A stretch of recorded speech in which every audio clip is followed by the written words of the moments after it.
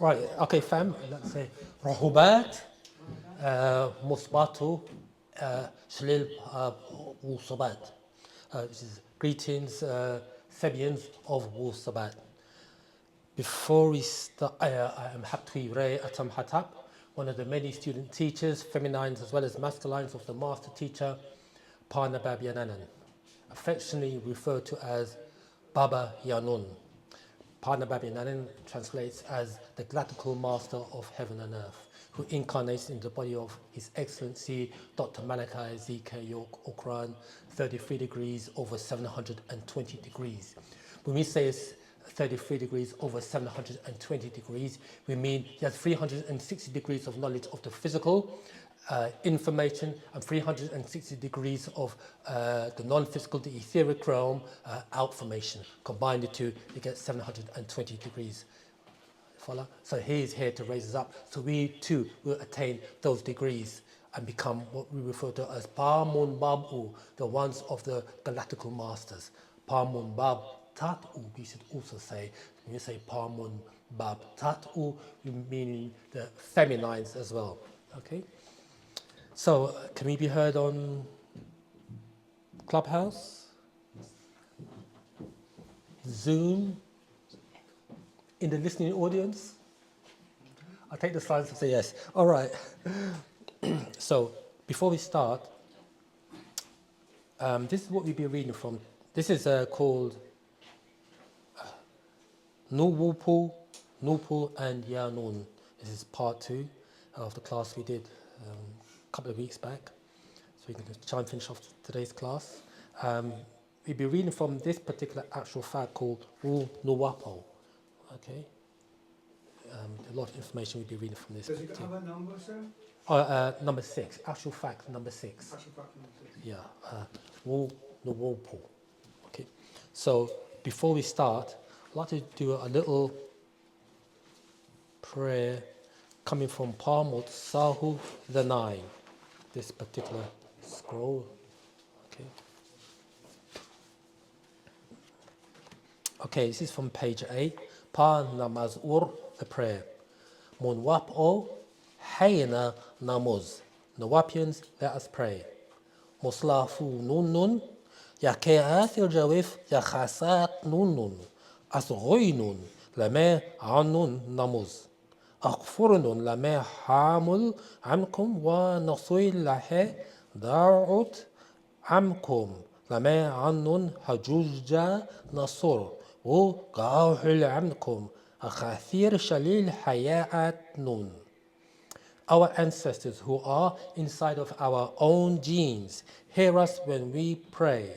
Forgive us for neglecting you all and forgetting to call you all when we needed help and ignoring you all most of our lives. Anun طالب غفر نسكم Anun ضرور لا يحنكم لا تصيون هدايا. We seek your all's forgiveness. We turn towards you all for protection and guidance. Faye sotat sayun هدوين خال اليويل زموتات وقوتات عصيون شباتن يسال شليل منوابو. So please protect and guide us during these days and times. Protect our tribe and family of Nawapians. Anun namuz ankum. Namuz mane labab atnun. Anun tawu ankum. Lahe rasul nazul yananan. We implore you all, praying from our hearts, and we thank you all for sending down and incarnating Yanun. Pa munbab mul kan ur munzar ur lahenun jawif pa shakhas laduda ghamanun anun darur laya ankum the karir badahat. The master teacher and warner for us, inside the person born amongst us, return towards you all with praise. Atum reye, amun reye, sawub kawun sawub. Truth is truth. That's a short prayer coming from Parmut Sahu the 9. Okay, you heard it was in our own lineage, language, Mispatia, and we will go more into that in this class. Okay, so with that being said, with no further ado, everybody put your seatbelts on. So let us begin. Wu Noap, so it's called Nu Wupu, Nupu and Yanun, part 2. So what you can do, you can quickly go over what we did last time, okay? Just a brief recap, then move forward. Okay, so let us begin. Okay, so reading from page, start from page 1 from this particular, as we said before, Wu Noap, artifact number 6. So let's begin.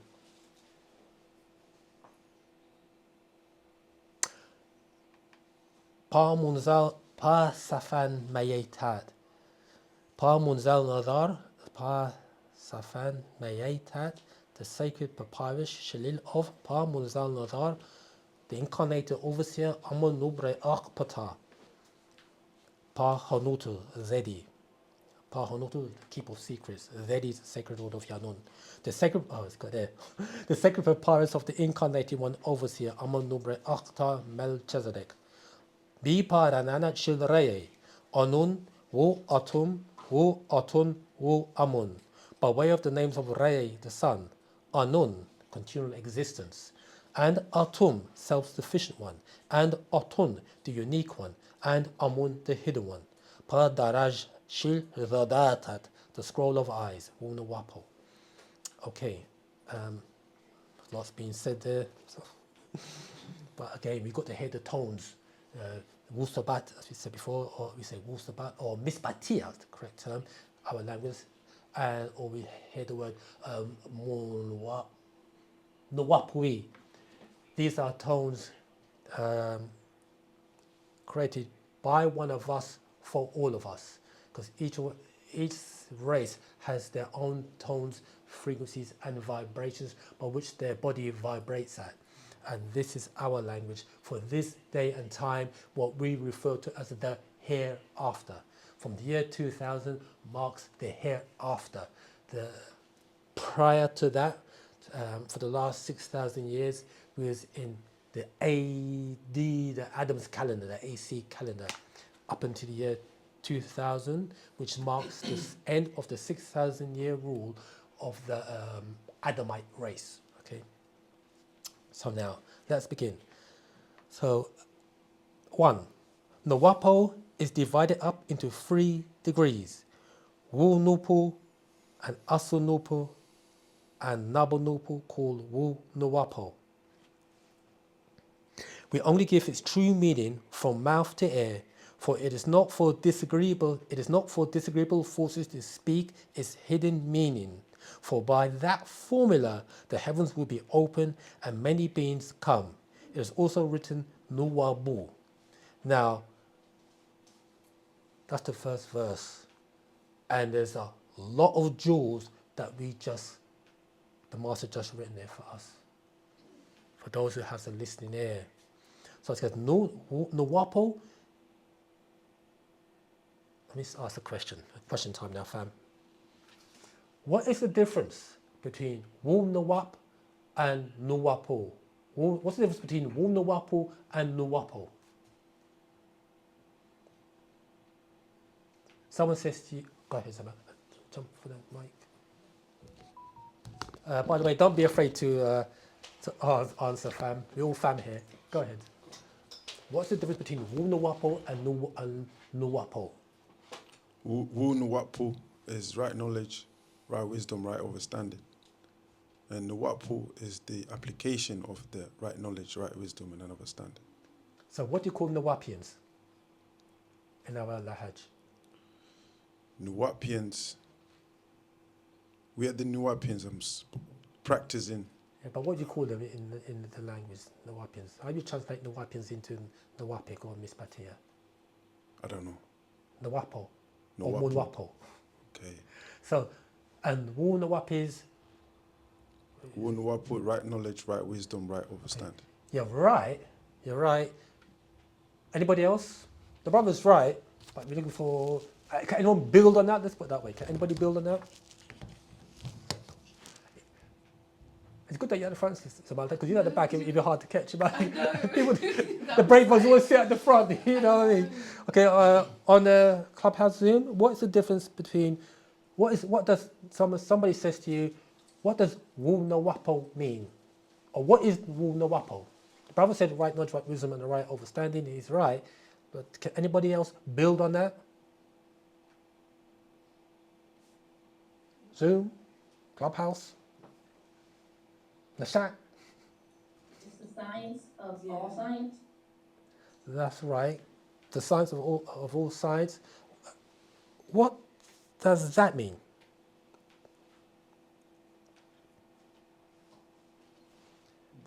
It does say that in. Based on facts and confirmation. You know, in the Master says, it's got here, this is verse 7, let's jump to verse 7. It says, Wu Noap is the science of sciences and the science in sciences. What does the Master mean by that particular phrase? Clubhouse, Zoom? Oh, we've got brother here, go ahead, Samal. Well, if it includes all, then it must have a masculine and a feminine aspect. Okay. We pertain by that term the science of sciences and the science in sciences. What? Let me help you all along. When we say science, what comes to mind? Anybody? When you hear the word Knowledge. science. Science means knowledge, but what knowledge? When you talk about when you hear science. Well, the knowledge of all, I wouldn't know exactly. What science do you know? Masculine and feminine? Science. The science is the breakdown, is the breaking down something to its smallest particle, the information of how something is created. Give the sister a mic, please. Science, what did I say? The science, Yeah. the breakdown of Hold on, wait, something. Breakdown. Yeah. The breakdown of anything. So science is how something works, breaking it down to its smallest particle, how it works, how it's created, and then the science in all sciences is the method and the way it functions at its optimal, at its most optimal. I Okay. think, if that makes any. It makes sense. It's a bit too deep for me, but anyway. Oh, no. Okay, so if someone, would you classify biology as a science? You classify biology. What other science? Can you see where we're getting at? Yeah. When we say the science of sciences and science in sciences, can you see the direction going up? Now, I just said, would you classify biology as a science? What other science would you classify as a science? Science. So, the clue is, would biology be classified as a science? And the answer is, Chemistry, physics. give us his own mic so the listeners can hear that. She's actually hit the jackpot. Chemistry and, it's not on, but chemistry and, what did I say? Physics. Physics. Any more sciences that you know? Neuroscience. Neuroscience, yeah. Yeah, all of the Neuroscience. Any more sciences? I mean, Chemistry, biology, physics, neuroscience. maths. I mean, I think maths is some sort of a kind of science. Of Can you some see the level. direction we're heading at? You've got Yeah. quantum physics. Oh, okay, quantum physics and all of that, you've okay. got, astrophysics, and et cetera, Yes. et cetera. You get that? Mm-hmm. So, metaphysics, all these are sciences. You see? Yes. So when he says, and then he was saying that when he says Wu Noap is the science of sciences and the science in sciences, all the sciences that you can think of on the planet is contained within Wu Noap. All of them is contained in Wu Noap. Because Wu Noap, or we could say Wu-Sabat, they both are synonymous, gives birth to all those sciences that we know of and gives birth to all those sciences that we are unaware of. Mm-hmm. Follow that? Yeah. Everyone get that? So let's continue. So Noap, oh sorry, we said, so we haven't finished yet. What's the difference between Wu Noap and Noapo, or Wu Noapo and Noapo? It's quite simple. Wu Noap or Wu Noapo is the culture. Okay. And Noapo are the people, the advocates. and representatives. So is Wu the method? The culture.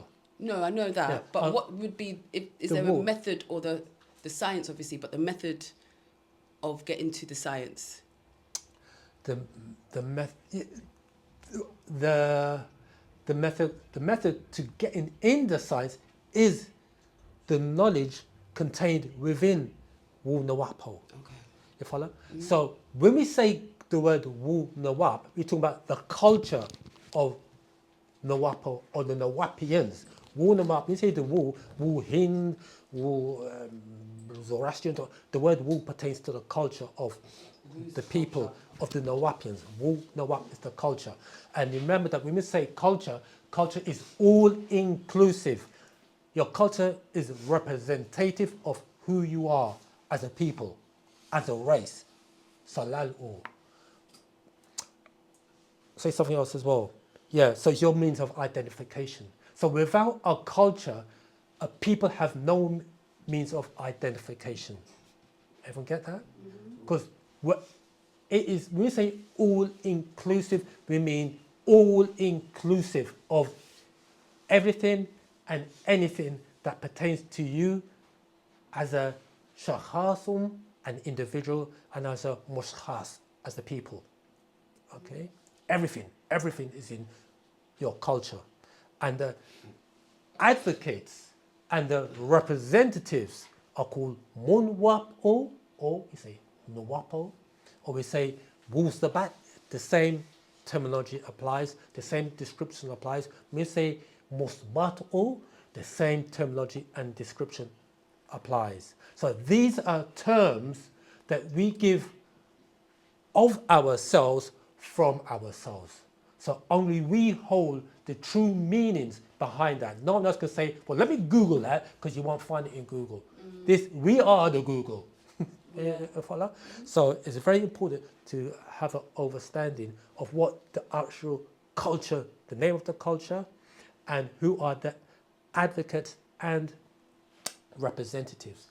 It's like, and as a when we say representatives, we're also making reference to being representatives of the master teacher himself, Parnabab Yananan.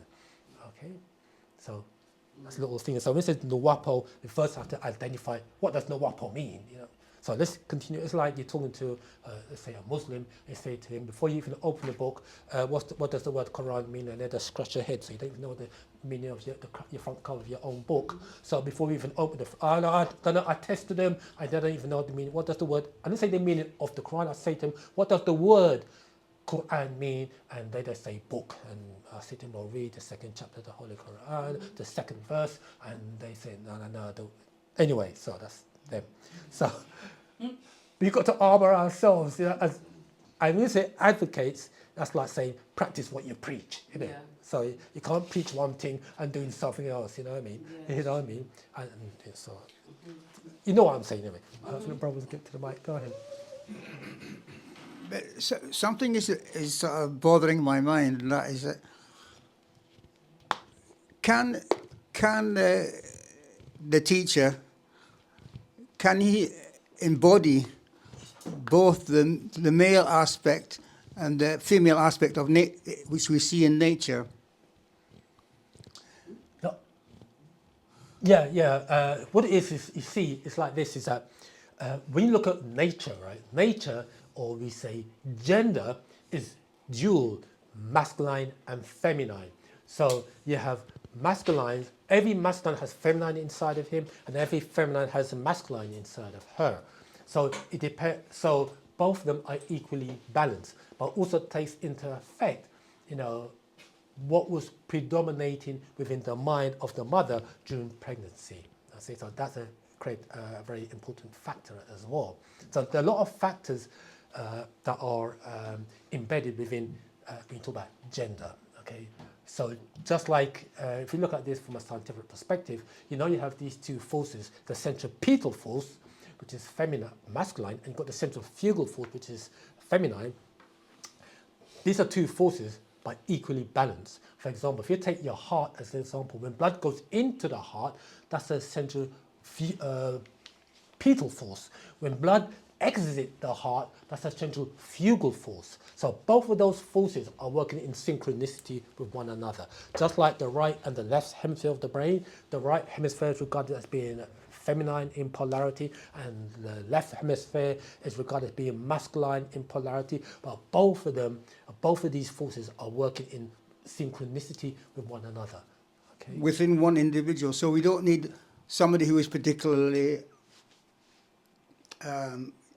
male or female, because male and female is contained in one. Is that what you're saying? We have those principles, but in terms of physical, as individuals, feminines are more smart than males, but the average females are more, well, scientifically speaking, feminines are more intelligent than males, simply because of the fact of the Y chromosome in a male. The Y chromosome is a defect, lacks 2.8% less genetic material than the feminine. Right. You follow that? And not only that, is that males are just carbon copies of the feminine, because everything in the feminine is functional, not everything in the masculine is functional. Okay, so everything came through or was birthed from the womb of the feminine forces. Everything. That's why we use the term Om. The term Om pertains to the feminine, pertains to the womb of the feminine. You can use the word Om in the word womb anyway. You know what I mean? So, Samantha, the sister, let go of the mic. Let go of the mic. Go ahead, Samantha. To continue with that topic, I was wondering, like, what's your opinion on, so, like, I was born as a woman, and I am a woman, but I don't know how to explain it. I dress more masculine, and I try to balance the both feminine and masculine energy. So what's your opinion on, like, why a woman maybe, like, feel more drawn to wearing masculine clothing, or presenting more masculine than presenting more feminine? Yeah, how the master put that is that, a good question as well. How the master teacher put it is that it depends what force within inside you predominates. You see, so that, you know, so it's not a bad thing. You know, that is just how nature is. You see, that's just how nature is. You see, you do have, as we said before, we have feminines who have a propensity to gravitate towards the masculine side of them, and you have masculines who has a tendency to gravitate to the feminine side of them, you see. So that is just the works of natural nature. Well, I'd say that, like, I feel more gravitated towards my feminine. However, it's just in the way that I dress that I feel more gravitated towards being masculine. Like, I know I'm a woman, and I love being a woman, and I'm very feminine, but I just don't dress feminine. I like to dress masculine. Okay. So the next question we ask is, how should a masculine dress, or how should a feminine dress? You see, because in our culture, in ancient Egypt, we wore garbs. Yeah. We wore garbs, you see. And that's also mentioned in the Bible, you know, when Adam and Eve saw fig leaf together, and God said, let's put cloaks of skin on them. A cloak is not a dress. Yeah. So he didn't say, I'll give the woman a dress and I give Adam some slacks and blah, blah. No, cloaks is a cloak. You know, the long garbs. That's how we wore. This is how we dressed. You see. So again, that goes back to our culture. You see, how we are dressing. You know, how we dress. We dress according to someone else's culture. You see, in our culture, we dress a specific way. How we dress as more subtle as the masculine, you see how we dress. This is representative of our culture. If you look at how a Japanese dress or Oriental dress, the way the Kung Fu thing, that is represent. Or look at the Pakistani, or you know, all these races. The Bengalis dress a certain way. Those from Pakistan dress a certain way. The Hindus, the Buddhists. Everybody's got a particular dress that is representative of their culture. You see. You know, obviously, you can't wear priestly robes if you're on the basketball court, so you know that's why you have to dress appropriately. But you know, certain Wimleys, back in the days, Wimley was Muslim, Ansar, we dress a certain way, or the white garbs, we dress a certain way, So throughout our transition on this long journey on a short path, the master has always introduced different attires for the masculines and feminines to wear, so people can identify, say, oh, who are these people? Because they don't dress like the norm, you see. So your culture is again, your dress is an identification of your culture. Okay, so you always go back to culture. Okay, so the master dress really is it doesn't tell people how to dress or what dress. He just says, dress appropriately. That's how he says it. Okay, it's another different mic.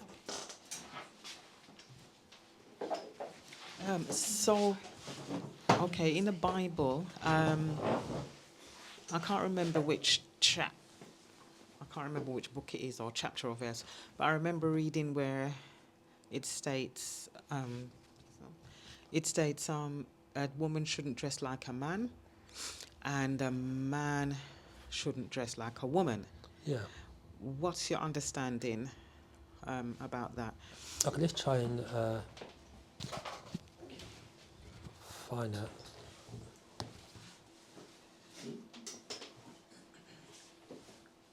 So we'll try and find it.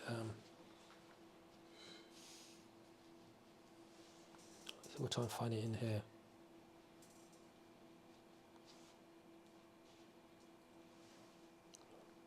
I can't really.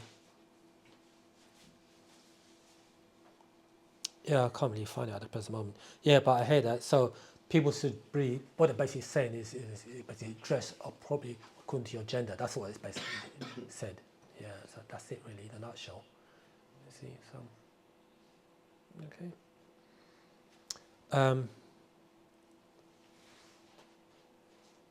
Is that all? Nuwapo is divided. Okay, so we talked about that. Sorry, any questions on Zoom or Clubhouse? I've got here, T. Hen 10 says, Nuwapo represents the ultimate truth. For sure, that's right. Go ahead. This young lady hold on. managed to get a book which I thought I would like to have read or like to read eventually. It says The Divine Feminine. But was it a woman who wrote it or was it a man who wrote it? Oh, that's from the master teacher. Is that the Lotus Scroll?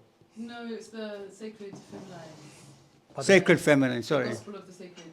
Oh, yeah, that's, yeah, that's Is that the Lotus? Is that Lotus? yeah, the master read that. It's a male that wrote it. The Or master, yeah. how could a male write something about the Divine Feminine? Well, because, yeah, he's a master, isn't it? You know what I mean? But what, yeah, so You mean he's equally masculine and feminine or what? Or? yeah, equally, yeah. Yeah, that particular scroll was actually written for the feminines, for masculines to read as well. Remember that the master really, Wu Noap, is actually a feminine doctrine anyway. You see? But it was taught to the teacher from the feminine elders or? No, the master, remember, Dr. Malachi Z. York, he has been downloaded with 76 trillion years of knowledge. Which has a feminine and a masculine aspect. That's right. In saying that, though, the feminines, in time to come, you read that particular scroll, he does give mention that the feminines will have their sacred orders, and he will also, I don't know who's going to initiate the feminines in their orders. He doesn't say that in there, but the masculines will have their sacred orders, and he would initiate them in those sacred orders. Okay. Okay. That makes sense. Get that scroll, and you will read a bit more. Go ahead, Samantha. After this lady. So I'm looking at this here, and it says our Savior is here. So I'm just wondering who this man is here. Oh, yeah, that's the master teacher, Dr. Malachi Z.K. York, or Pana Babyananand, who incarnates into the body of His Excellency Dr. Malachi Z.K. York. Yeah, that's who he is. That's Pana Babyananand. Have they ever incarnated into a woman? The masters, going off a tape, he says that, sorry, yeah, they have. Yeah. You're talking about in the past? Yeah, in the past. Yeah. There has been many feminines who have incarnated, deities have incarnated into other feminines. Yes, there have been many, yeah. They have their own orders, and those who get initiated into their orders become, or like that particular being. You might have someone who, as the deity Tefnut or Bastard. So you do have feminines, or Hatat, Haratat, you do have feminines, the higher, the Nadar, the overseers, who incarnate into these females on the planet Earth. And that's going to happen again. Oh, okay. So do you have like a name for any of the women who like were born on Earth, who were incarnations of our Savior? Oh, yeah, there was, I can't remember the sister's name, but there was a sister who said that the deity Bastard incarnated into her. I can't remember her name is, but the deity Bastard incarnated into her. That's a few years back, or back in the 90s. Okay, last question. Sorry. How do you know if you're an incarnation of a deity? That's a good question. The thing is that you will need to ask the master that. He's the only one who could give you that answer. You see. But what happens is though that for that type of incarnation to take place, an initiation needs to occur. You see. So it's not just that you come that. So yeah, an initiation would have to occur, and the beings would incarnate into that individual or individuals, masculine or feminine. But the master teacher, he had to go through an initiation for Yanun to incarnate into him. However, before that could happen, he needed to have certain genetic alterations and manipulations done within his body as well. For example, the reinsertion of a gland referred to as the barotheric gland. He needed that gland in order for the body to hold the vast amounts of 76 trillion years of knowledge. Is a lot of knowledge. So he needed to be calibrated, and that particular gland, the barotheric gland, had to be inserted, and his whole body had to be recalibrated so he can withhold that amount of knowledge. You see, so there's a lot involved. You see, there are people walking the planet Earth that do have. They refer to themselves as channels. You must have heard this word, channels, on YouTube. Kakasu, males and females. They do have. They have beings that they say non-physical beings that incarnate into them. It's worth listening to them. There's a lady called Esther Hicks, he's one of them. Another guy called Bashir, he's one of them. You listen to them, but none of them are likened unto the master. You know, the master is the highest. The master is the highest. You know? And if you only but knew, go ahead. According to my name, I'm like an incarnation of one of my ancestors, because Babatunde means the return of the father, literally translated. Yeah. But what it does mean, it means that when a male person in my family died on my father's side, then I'm the next one born. So I'm somehow, I don't know how to understand it, but I'm like a reincarnation of that person. Okay, what it is that what we have to acknowledge is that within each individual we have the DNA of our mother and father going back 4 generations. When you say going back 4 generations, we talk about the spirit forces. The strongest are going back 4 generations. So you have that also influencing us as well.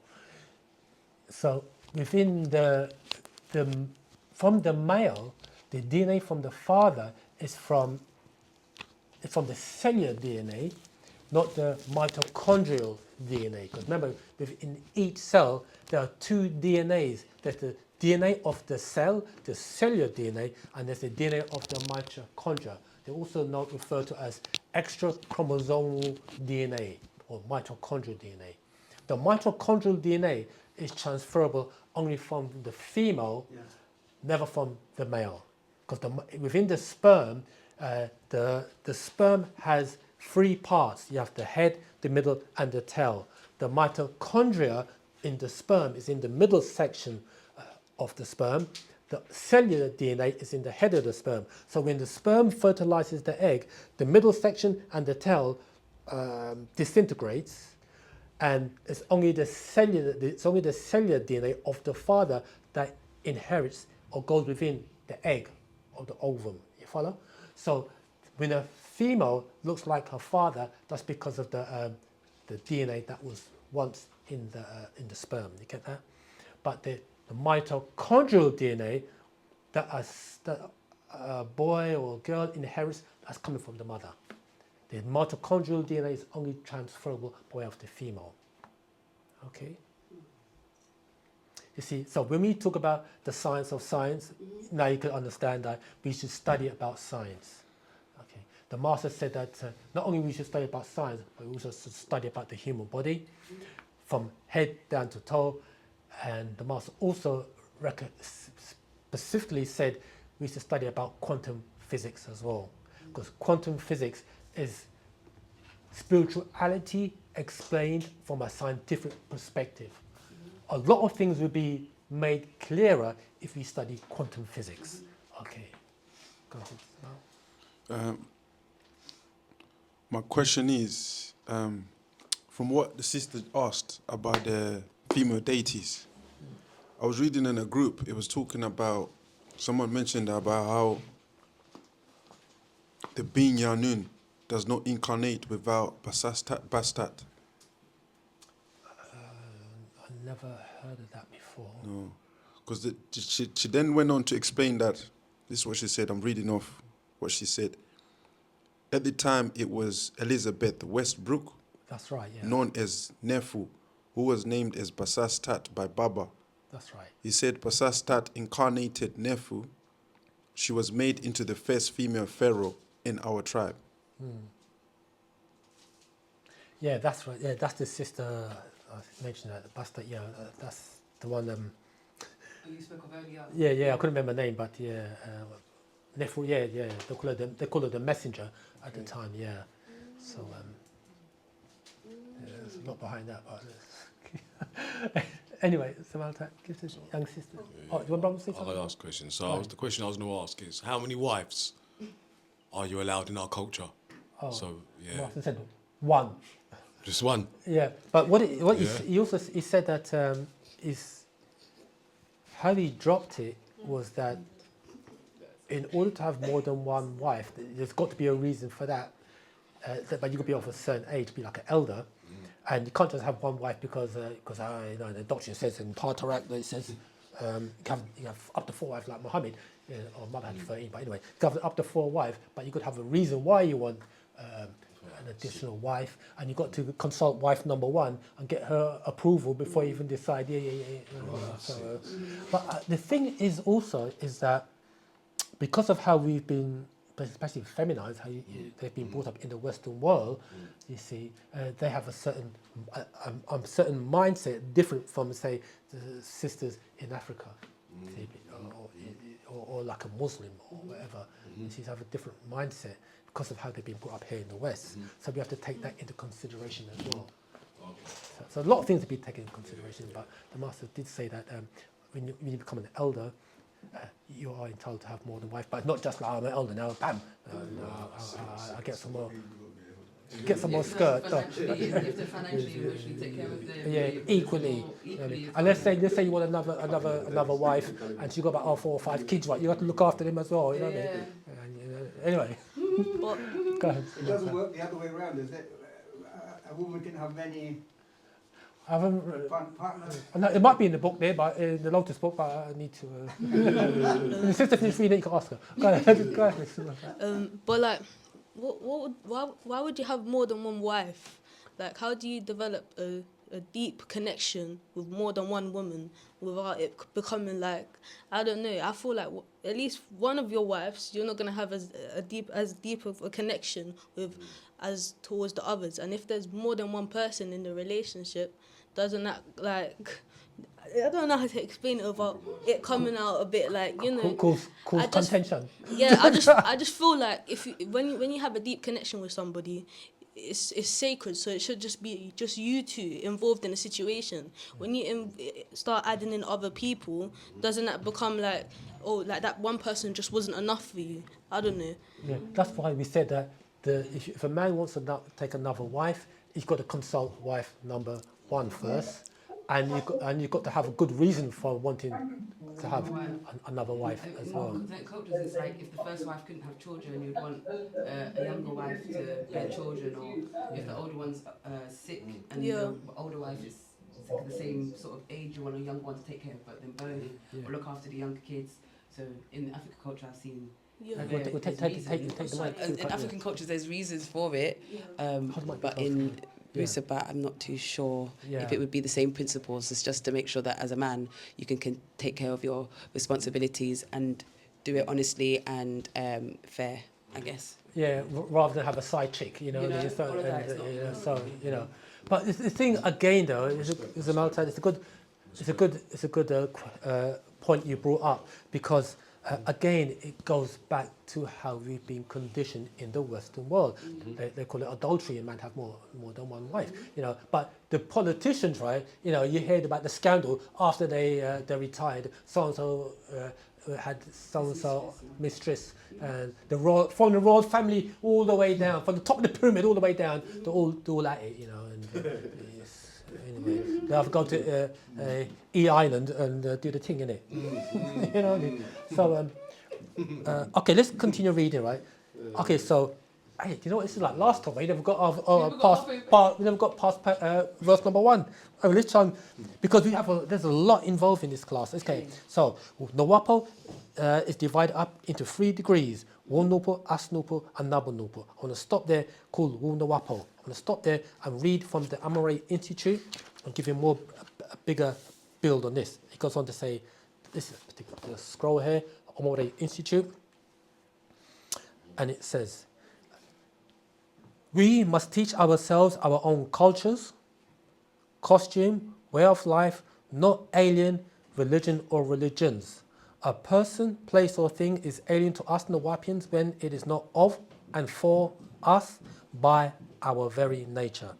We should not teach our own seeds, alien ways, alien gods, alien religions, alien languages, histories, before we teach and instill in them our 4 principles. It says a lot in here. Let's go again. Number 3 says we should not teach our own seeds, our children, alien ways, alien gods, alien religions, alien languages, histories, before we teach and instill in them our 4 principles. 1. Wu Noapo Onundraye. 2. Wu Nupu Otumbraye. 3. Aso Nupu Otundraye. 4. Nabo Nupu Omundraye. So you've got here 4 degrees or 4 principles, which is rooted in Ma'at, our way of life. Now, you see how you've got here Onundraye, Otumdraye, Otundraye, and Omundraye. So this ties in to the 4 Riskians: Razun, Zakun, Zanun, and Yanun. Okay? So, okay, and this is the next part now. 4. Nature of whoever or whatever created it. If we Nawapians, Africans, we say Africans, the proper term we use now, because the word Africa or Africans means from the word Ifrekia, the Arabic word, which means to divide and separate. The word we use is Afaf Re Ka'a, those who are of the Ka'a spirit of Re, the sun. So when we say Afaf Re Ka'a, it means those who are of the spirit of the sun. And when we say the sun, we talk about the ether, the etheric sun, or the rays that emanate from the physical sun. Those rays, those life-giving forces, we are of that and by that. Okay, so that's why we call ourselves Afaf Re Ka'a. Okay. Nature of whatever or whoever created it. If we Nawapians, Africans, are and were receiving education which has not been created by us, our own race of dark-skinned, woolly-haired persons, while and only while that person of our kind is in her or his right mind using sound right reasoning. If not, then education is poison to your mind, body and soul and is alien. That means what the master's saying here is that if we construct our own educational system, and the teachers have to be in their right state of mind, and they've got to have sound right reasoning, which is basically the science of Wu Noap or Wu-Sabat. Okay, otherwise it is alien. What they be teaching is alien, not of us and from us. There's nothing wrong in saying that you can't learn from anybody and everybody. You can, but first learn about yourself from amongst yourself. Okay, does that make sense? Yes. Cool. Well, let's move on. What it will do when we learn alien ways, it will destroy our true African identity and upright way of life. Specifically, education is and should be the facts, not faith, but right knowledge, right wisdom, and right understanding as only found in one's own culture, ours being Noapo. Right. Oh, let me say something here now. I said it last time. The master said, I incarnated to give you 9 worthy quests. What, where, when, how, why, what, where, when, why, how, who, proof, confirm, reveal. The first 6 are questions. What, where, when, why, how, who, and the last 3 are proof, prove it. Can that be confirmed? And reveal. Proof, confirm, reveal. These 9 worthy quests, you hear the word quest, and from there you get the word questions. These are questions that we should ask anybody and everybody who wants to impart what they regard as the truth. And if they cannot prove it, if it cannot be confirmed, if they cannot reveal it, then guess what? It's alien. Thus, we don't want it. Deal only with the facts. Then people say, so how do you know what you've been taught is the truth? Because they always come out with that statement, don't they? But they never question what they've been taught at school or in the mosque, in the church or the synagogue. So we say, that's a simple question. How do you know what you've been taught is the truth? Master said it like this: experience, evidence, and reason. We cannot always use the experience criteria, but we can use evidence, means prove it, we can prove it. Experience, evidence, and reason. You've got to reason things out. And that reasoning we call sound right reasoning, the highest form of mental processing, circular mental processing as opposed to thinking, which is square mental processing. You follow that? I wrote something here. Here it is. I can't remember, I'm trying to find the scroll, but I wrote this down. But anyway, it says this: 9 ether. We know that 9 ether is the combination of all existing chemicals, gases, formulas of natural nature. You know, we still have verse 2 here, but anyway, it's got here, 9 ether produces 9 reason. We said 9 reason is the highest form of mental processing, which in turn produces 9 knowledge. This knowledge that we're hearing right now, the Master's given us, which produces 9 mind power, which is a prerequisite to Nagara Nadu, Negroid mental and physical liberation from opposing forces of nature. Nothing's right unless the mind is right, and the mind can never be right unless it has accepted right knowledge. And we know that when we say right knowledge, a lot of let's say from the diaspora, they do teach right knowledge, but we want 9 knowledge, want the whole 9s. Okay. The difference between facts and fiction is that facts are like pieces of a jigsaw puzzle. They fit neatly together.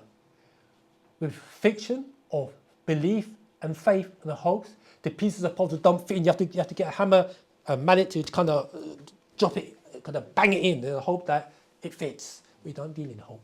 I mean, we just talked to you about the 9 worthy quests in it. So, okay, so that's that. We won't need this anymore, so put this to one side. Right, let's continue reading. And this is just verse 1. There's a lot of jewels in here. Noapo, I have to read it again for reinforcement purposes. Please.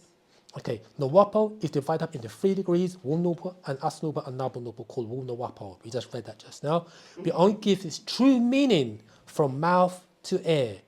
It is not for evil, disagreeable forces to speak its hidden meaning, for by that formula the heavens will be opened and many beings come.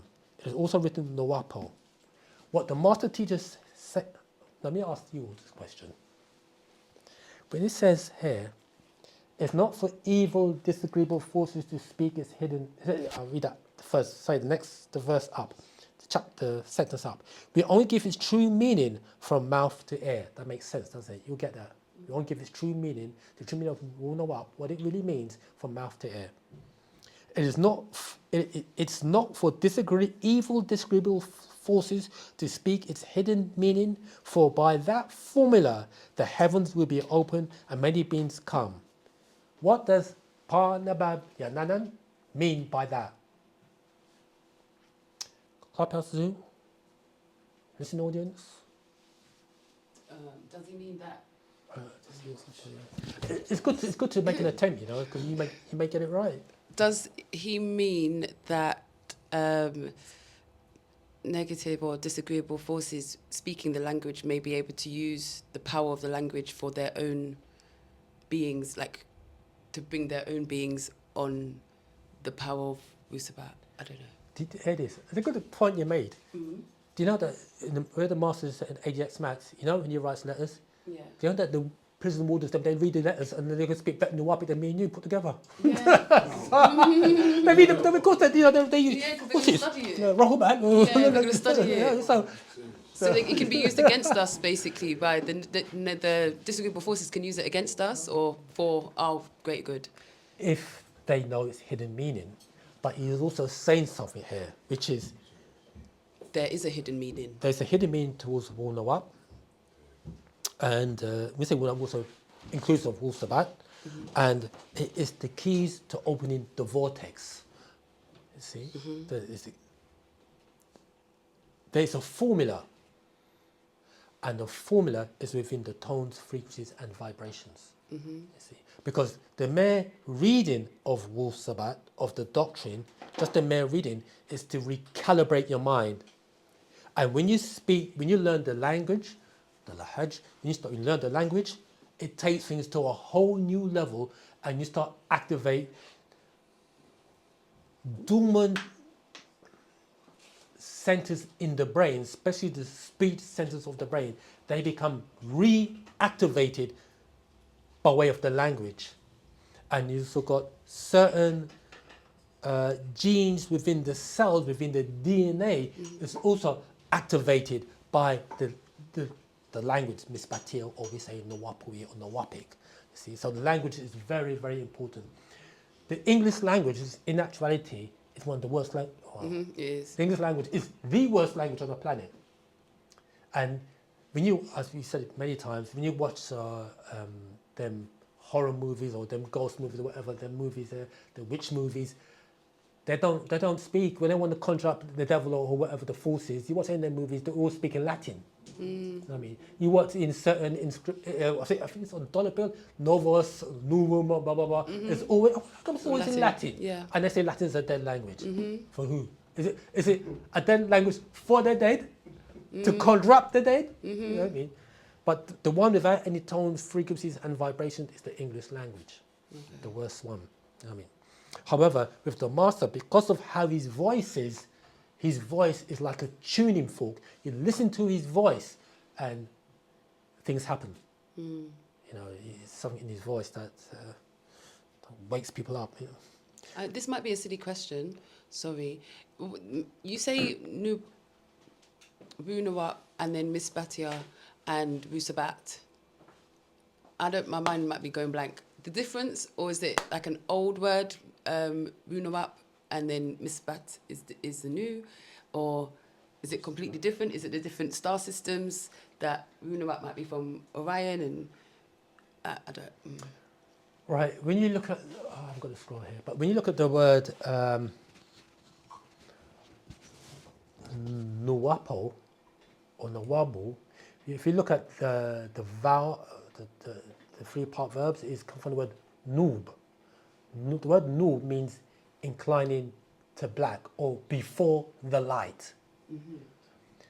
When you look at the word Sabat is sabt, and you will find the word Sabat in Genesis chapter 2, verse 1.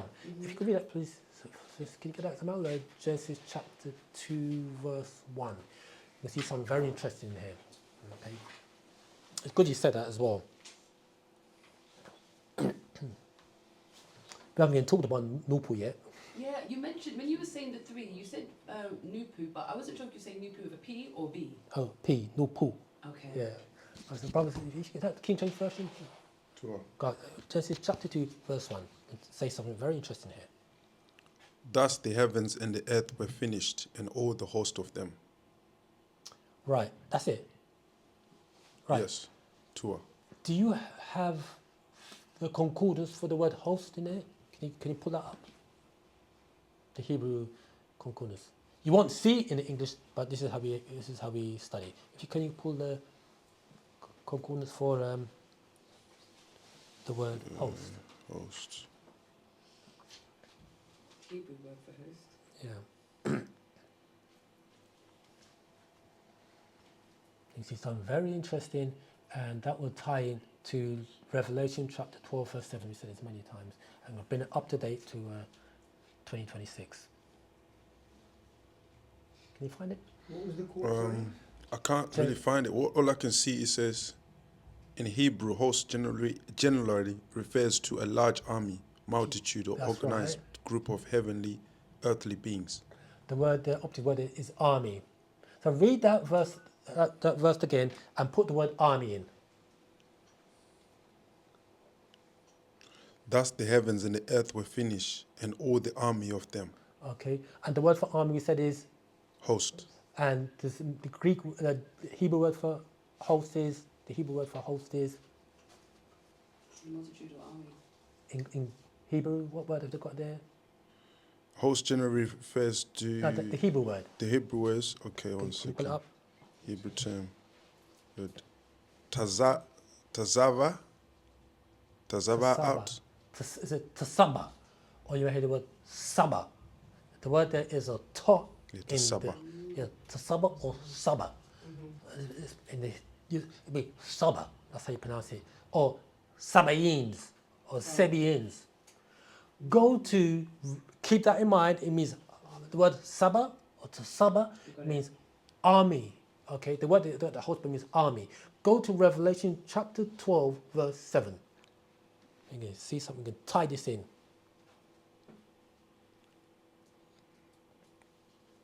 Revelation 12, chapter 11, Chapter 12, verse 7, that's it. verse 7. Then war broke out in heaven. Michael and his angels fought against the dragon, and the dragon and his angels fought back.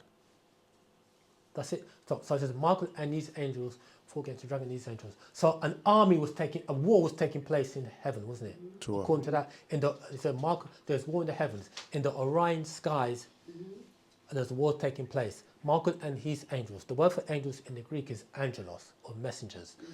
But if there's a war taking place, that word angels would be Michael and his army. Okay? We said the word army is Tasaba or Saba. Michael and his Sabians. There's war in the Orion skies. Michael and his Sabians fought against the dragons and his angels, or his messengers. There's a differentiation between Michael and his angels or his Sabians, those of the green light fighting those of the amber light. Okay. So that word Sabians there, you can see when it says, you have to, Hosts. see the word host, see the word army. The keys to unlocking the spell is in the language. Okay. Once you know the language, then things become much clearer, you know. And you know that, as they say, it's a saying, the truth is so clear, it's invisible. Okay? So let's continue reading, okay? So we're saying here that it's not for evil disagreeable forces to speak its hidden meaning, for by that formula the heavens will be open. By knowing the formula, Wu Noap, knowing the formula, it will give you the keys to open the vortex. And when we say, it says here, it's not for evil, disagreeable force to speak its hidden meaning. The one who holds the keys is the master teacher, known to us as, the word he uses is Amun Nabab Ray Akh Akpata. You heard that? Amun Nabab Ray Akh Akpata, or Amun Nubi Ra Akpata. Amun Nubi Ra, let's say it like this. Amun Nubi Ra Akpata means, translates as the faithful informer, soul of the Pataites. When we say Pataites, what we are saying is, this is one of the original names given to woolly-haired people when they were first introduced into the waters of the planet, known as Pataites, or Patakind, or Patakindoid race, or Hydro-Pygmies or Hydro-Pataites. When you say hydro, what comes to mind? Water. Water. So there were these beings from the deity Ptah, from Orion and Sirius. Goes back to the war in the heavens again. From Orion and Sirius, from the deity Ptah, came into this planet. Ptah Nun, one of the ancient names for the planet Earth, came into the planet Earth and came into the waters, and those beings, for millions of years, became known as the Hydro-Pygmies or the Hydro-Pataites or the Patakindoid race. Okay, one of 9 races during what that takes it to a whole new cycle. Okay, and then we had different names for us. One name is Ethiopian, and the term Ethiopian is actually a very positive, descriptive term for us. Does anybody know what the word Ethiopian means, or Ethiopia? Does anybody know what it means? Well, the translation I had was, Burnt faces or something like that. Can somebody, okay, Ethios, meaning burnt faces, I think it is. I know Egyptos means burnt faces. You don't get that mixed up with that, or the Egyptians from the Greek Egyptos, Aegyptos means burnt faces. You get that mixed up? Anybody? I'm not sure. I'm not sure. Anybody Google the word Ethiopian or Ethiopia to find out what that means? So that's for pleasing, Miss Patil. Says burnt face, sunburnt face. Ethiopia is the name derived from the ancient Greek, frequently interpreted as burnt face or sunburnt face. Okay, that can't really pertain to us because we were burnt anyway. Our sunburnt. Can somebody Google the word utopia? Oh, it says the name derived from the Greek word Ethiopia, Yeah. which would have been utopia. Okay, somebody Google the word utopia? You can see something very interesting. See, look, words like this mean a big. This is how we study. Google, what does the word utopia mean? Ether utopia. What does that really mean? Sorry? Does it mean peace? Peace. None, quite a bit off the mark. Ethiopia derived from Greek, good, topos, place, means the good place. Utopia. Utopia basically means the most, what can we use? I found it, Zamal. Oh, go ahead, Samal. Okay. It says utopia is an imagined community of society that possesses highly desirable or nearly perfect qualities for its citizens. Say that again, Zamalta. You got it here on the nails. Say that again. Sorry about that. Utopia is an imagined community or society that possesses highly desirable or nearly perfect qualities for its citizens. Hear that? Say that again, please, Amal. Someone brother said he never caught that. Sure, no problem. Okay. A utopia is an imagined community or society that possesses highly desirable or nearly perfect qualities for its citizens. So it's kind of like an elite place.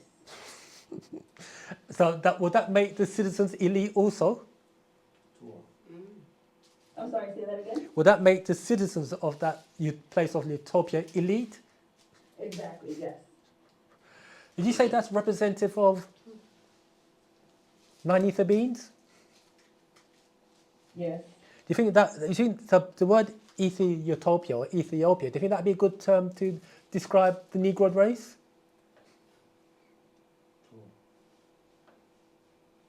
Based upon what you just read.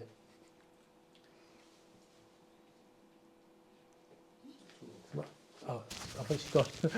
So are you equating the... Well, I'm reading some of it too. So there's another part that says, coined by Sir Thomas More in 1516, the term is a pun based on Greek roots, meaning both good place, utopia, and no place, utopia, highlighting that such a perfect state is impossible to realize. They would say that, wouldn't they? Yeah. So, Samantha, can you please read that little section again, please, for us? Yeah, absolutely. I'm going to read it all together. Go ahead, yeah. A utopia is an imagined community or society that possesses highly desirable or nearly perfect qualities for its citizens. Serious, isn't it? Coined by Sir Thomas More in 1516, the term is a pun based on Greek roots, meaning both good place, utopia, and no place, utopia, highlighting that such a perfect state is impossible to realize. And I'm looking at the part where it says that it was coined by Sir Thomas More, that, you know, he's saying it's impossible to realize, but it's impossible because he's looking at it in the human form, not the, you know, 19th third energy form. Correct me if I'm wrong. Yeah, you're right. He's looking at it from his eyes, and his perspective, that such a place cannot exist. It's a bit like watching Black Panther, isn't it? They are highly technologically advanced, an advanced race of people and land or culture, highly advanced. I call it ether utopia, and the citizens were called ether utopians. Yeah. So are you saying that the word utopia relates to the word Ethiopia? Yeah. It's in there phonetically. That is the trick and the trap of words. You can hear it phonetically. They're actually praising us. Inadvertently, you mean? Huh? Inadvertently. Inadvertently. They're praising, they've given us the highest form of accolade that one can receive. Get that. I'm not really catching on. So are you saying that like that's how Ethiopia used to be? Yeah, that's a good question. When we use the word Ethiopia, we just allocate to that small part of land in West Africa, but the whole land of Africa, going over to the Americas, that was our land before there was a split, before the continental drift. That was all our land. Called Ethiopia. One of the many names that you can use that term, ether utopia, for that land, for that region. So do you think that we will end up having like a utopia society again? We would have that once again. There was a point in time, because we have cycles upon cycles upon cycles. Just like how on the planet we have the 4 seasons, we also have that universally as well. We have what we call the revolutionary cycle, which we're in right now. We have the origination cycle, de-origination cycle, and the evolutionary cycle. So from south to west, from south to east, that is called the revolutionary cycle, because the cycle moves counterclockwise. From east to north, that's the revolutionary cycle. From north to west, that's the sorry, I said it wrong. From south to east is the revolutionary cycle.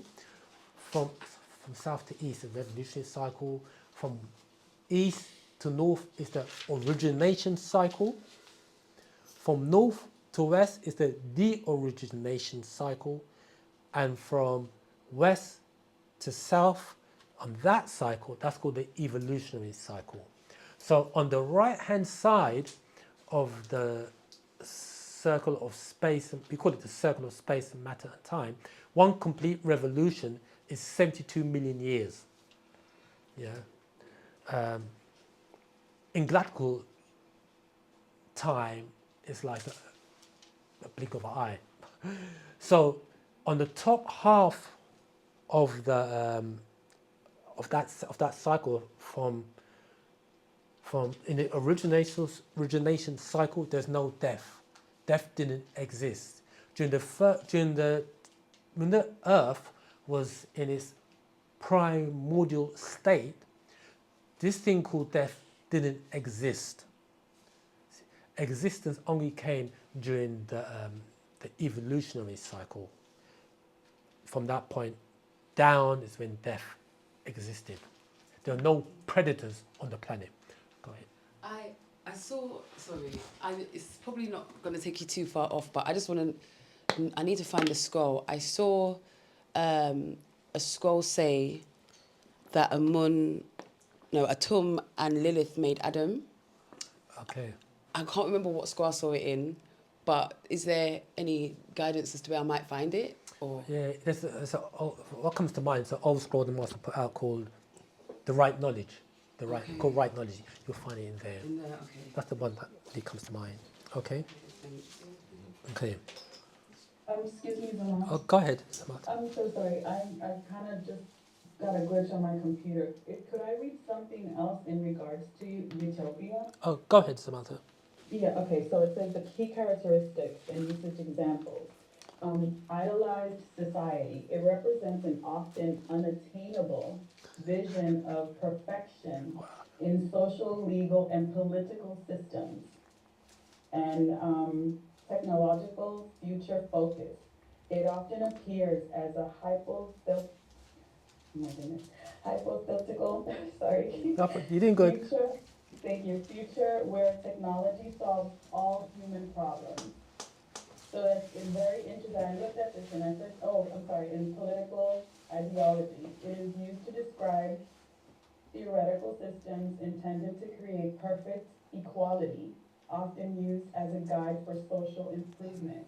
And it's so interesting because the common synonyms it's paradise, heaven, nirvana, Shangri-La, Eden, Wonderland. Right. Interesting. No. Okay. Thanks, Samantha, for that. So, are they trying to create that type of utopian society by using AI? Sorry. Possibly, but you said earlier ether utopia, and since you said it, I'm kind of not in the room because even when you're talking about the Sir Thomas and he's speaking about it's impossible for us, in the description it says it's impossible for us because we couldn't have no unemployment, no political wars and all of that stuff, and that would be a utopia. So then would it be Ethiopia, the land itself is a perfect condition for us to have a utopia etherically? Is that the land of milk and honey? Yeah. When you say etherically, that's a good point you made there, because as above, so below, you see. So The same way how you could pull those ethers down, because we say 9, what do we say here? We say 9 ether produces 9 reason, which in turn produces 9 knowledge, which produces 9 mind power. Meaning that once the nothing is right unless the mind is right, and the mind can never be right unless it accepted right knowledge. So once you've got 9 knowledge in your head, You're in utopia. you are in utopia. Anything and everything that you could imagine to do, you'll be able to do. What do you say? The- Could you repeat that, please? Okay. As in, right, basing your knowledge, What the was right mind, the right knowledge. the Yeah, right yeah. mind. Okay, that you, Sister Samantha said about having that utopia on the etheric level. Then we went on to say, well, there's a saying that goes as above, so below. What happens in the etheric realm also happens in the physical realm. So being that you have a 9 mind, or as a 9 ether being, having a 9 mind power, what you have the ability and capability to produce those thoughts into your mind and execute those thoughts physically. So the same way how you can have a utopia in the higher abodes, you can translate that down into the physical abode. Meaning that you can have a land or a culture that is of the highest quality attainable. And that's why they want us to think it's impossible, so we don't Yeah. work towards it. And then the food Yeah. and everything in our atmosphere stops us from rising etherically that high. So Yeah, it's But good. how do you get others to get on board with this? it's not your business. So, Yeah. so you can have it on you just by yourself. No. What it is that is you need.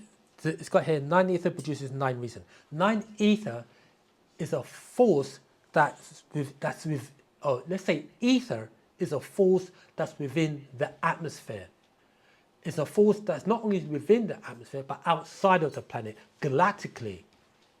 So once those forces interpenetrate the planet, you will start breathing in these forces. And these forces will activate your brain cells. And by your brain, when I say activate, when I use the word breathing in, as you're breathing in these 9 etheric forces, the temperatures in your brain will start to rise up.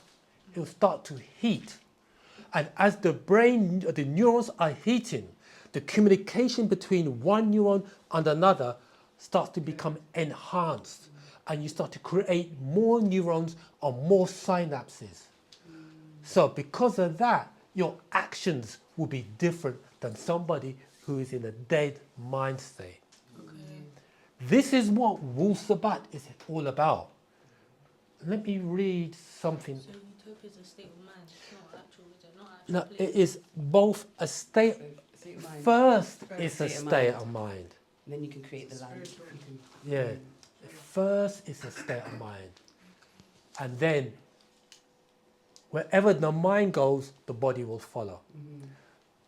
So, that's what's happened to us as a race of people. Or let's say people worldwide, but more specifically the Nagara Nadu, the Negro race. Enforce the spell of sleep on the people. Mental spell. Once you got them mentally, they are on automatic pilot. So all you could do, they will work within the parameters that you construct for them. You know what I mean? Anyone gets out of line, this is what they do. Like say the master as an example. Oh, you want to wake up your people from the spell of sleep? That can be your worst nightmare. You know what I mean? Because now you become what they refer to as a threat to national securities. That's what they do. All the master's predecessors, they saw, oh, these people, this individual or individuals, they want to wake up their people from the spell of sleep. So that we're going to make sure that it becomes their worst nightmare. So if you dare to wake up your people from the spell of sleep, we ain't going to have it. So they do this either one or two things: to assassinate you by way of your physical body or by way of your character. That is the methodology that they utilize. Okay. Yeah. Yeah. But to keep you in order, we can give you religion. Hear this now. If religion is the end all and be all, the panacea for our upliftment, the Master wouldn't have incarnated. We won't be having this class today. We've been praising any and everybody. The reason why the Master Teacher has incarnated is to let us know that this is not for you and it's not by you. Thus, we don't need it. In order for us to regain that state of utopia, ether utopia, this is what we need. Right knowledge, the right wisdom, and the right understanding, and to gravitate to a right overstanding onto sound right reasoning. So when we say a right understanding, it means we're standing looking up because the knowledge is way above us. Overstanding is we're standing looking down because we are over that. We have an overstanding because we are receiving outformation. Wu-Sabat, hang on, I want to read something here. Okay, let's read. Hang on, let's go. No, verse 2 now. After all that, I don't look no, over hour and a half. Let's go. No questions, nobody. Any questions thus far? I've got. Is that Dalish? You want to say something about that? Okay, yes, so it's pertaining to what you just said, because as I'm reading this, and they, see, the human mind, which is the person, Sir Thomas More, used the word imagined, Yeah. used the word impossible, and it's kind of like, those things are not impossible for us as Nuapians in That's right. Wu-Sabat, because us being of nine ether, when we come together in unity, we are able to attain this. That's right. That's right. Anything and everything that you imagine to do, you will be able to do. No limitations. And since you're on that, hear this now. It is you, the feminines, who will bring in that state. You know what I mean? It's true. It's truth, it's truth. Yeah. Sure. Okay, let's read verse 2. Yet, here from the Wapians, I will speak on it. It's pronounced Nuwapu or Nuwupu. It stands for the right knowledge, the right wisdom, and the right understanding. The key to transform information into outformation. Meaning, information is matter and outformation is energy. So Wu Noap will transform using the science of Hui, Hika, and Sia. I'll tell you that breakdown in a minute. Using the science of Hui, Hika, and Sia will transform matter into energy and energy into matter, or information, matter, into outformation, energy, and back. Matter, energy, energy, matter. You get that? And you said that process is hick. Hui, Hika, and Sia. Okay, let's read. You have to jump to another scroll now, the Black Book. And if you go to page... Sorry, before you move forward, could you give us an example of doing that? Yeah. Turning matter into energy and energy into matter. Yeah, I'll give you an example now. I'm going to give you the breakdown now. Right. And this is in Black Book, yeah? The Black Book. Book page? I'm reading from page... Oh, let's start from page 114. Right.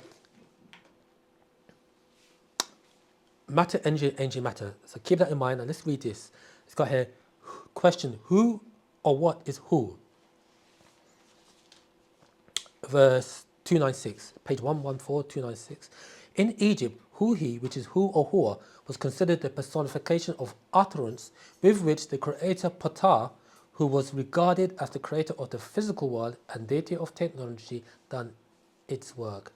And this deity Ptah is very significant because you hear the Do you know that? See, his name is just Ham. Here it is. Do you know that in the Quran, the first chapter is called Surah Al-Fatiha, and they call that the opening. That word Fatiha, it's actually come from the word patah, the opener. In Genesis chapter 10, verse 13, can you get that Genesis chapter 10, verse 13? Let's read that, please. Yeah, we have to break this down, fam. This is how we study. You've got to tie it all in.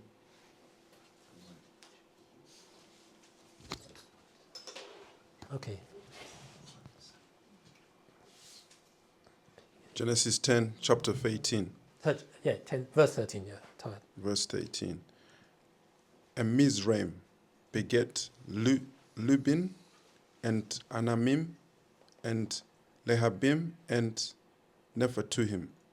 Stop there. Nephtuhim. That word Nephtuhim, it's actually Napata or Napata. Heard of Naphtaliah land in past Aswan's land area called Naphtaliah or Napata? That word Napata is Pata again. And if you went to the concordance for Naphtuhim, the im means it's a pluralization of a tribe of people. These are your Napatians or your Pataites. See? So this deity Ptah, you find that his name keeps coming up over and over and over again. And the planet Earth was called Ptah Nun. Okay. And the people, the original inhabitants of the planet, or the Nagara Nadu, before we came on land, as we said earlier on, were called the Pataites, or Ptah kind, or the Ptah Gindoid race, or the Hydropataites. Now, there's a lot to take in, but look at the deity Ptah, the opener. Amun Nubi Ra'ak Ptah. Amun Nabab Ra'ay Akh Ptah. Master or keeper of the hidden secrets. He who holds the key or the opener of time. Okay. Or you know him as the Ancient of Days or Old Father Time. You will find that, I think it's in Daniel chapter 7, I think it's Daniel 7:4 or 7:9. So we're not making up all these terms here. It's a matter of having the ability to marry all the information together. Okay. Daniel 4, 7:9. Is it 7:9? Excuse me, just going to step away for a couple of minutes. Can Go- you accept me back? Go ahead. Thank you. All right. Did you say Daniel 4, verse 7? Yeah, so try it 7:9. 7:9.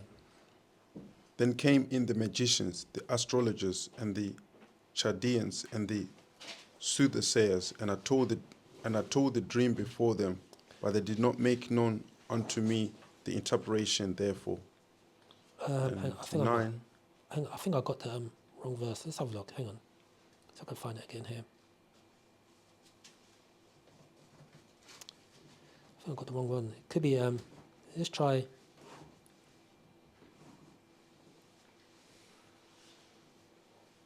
No, it's not there. Hang on. So I got to find it again. Whoops. So, I know it's in 7. I can't find a quote. There's a quote. It talks about the Ancient of Days in Daniel. Anyway, so I can't remember. It talks about Melchizedek. Let's have a look again. Oh yeah, 7:9. Oh yeah, sorry. The 7:9 actually that gives a description of the Ancient of Days.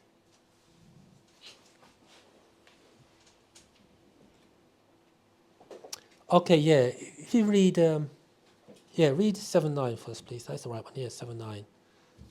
Daniel 7, verse 9. Yes, please. Daniel 7, verse 9. I beheld till the thrones were cast down, and the Ancient of Days did sit. Those garment was white as snow, and the hair of his head like the pearl wool. His throne was like the fiery flame, and his wheels as burning fire. Stop there. So this Ancient of Days it's actually in reference to Malachi Zadok, or when they call him Old Father Time, they're sort of referring to the Ptah. And you see that same description in Revelation chapter 3, Genesis chapter 1, verse 13. Go ahead. The elder at the back. You just mentioned Daniel 7, verse 9. I'm quite familiar with the wording. Yeah. But I missed what you said concerning that particular. Yeah. The Ancient of Days is in reference to Malachi Zadok or Melchizedek. Although when it comes to time, that's in reference to the deity Ptah. Mm-hmm. You see. Okay. And that's it, yeah. And that same description you find in Revelation chapter 1, verse 13. People tend to think that's Jesus, but it's actually Malachi Zadok. Okay. This Malachi Zadok, you'll find him mentioned throughout your whole Bible. Okay.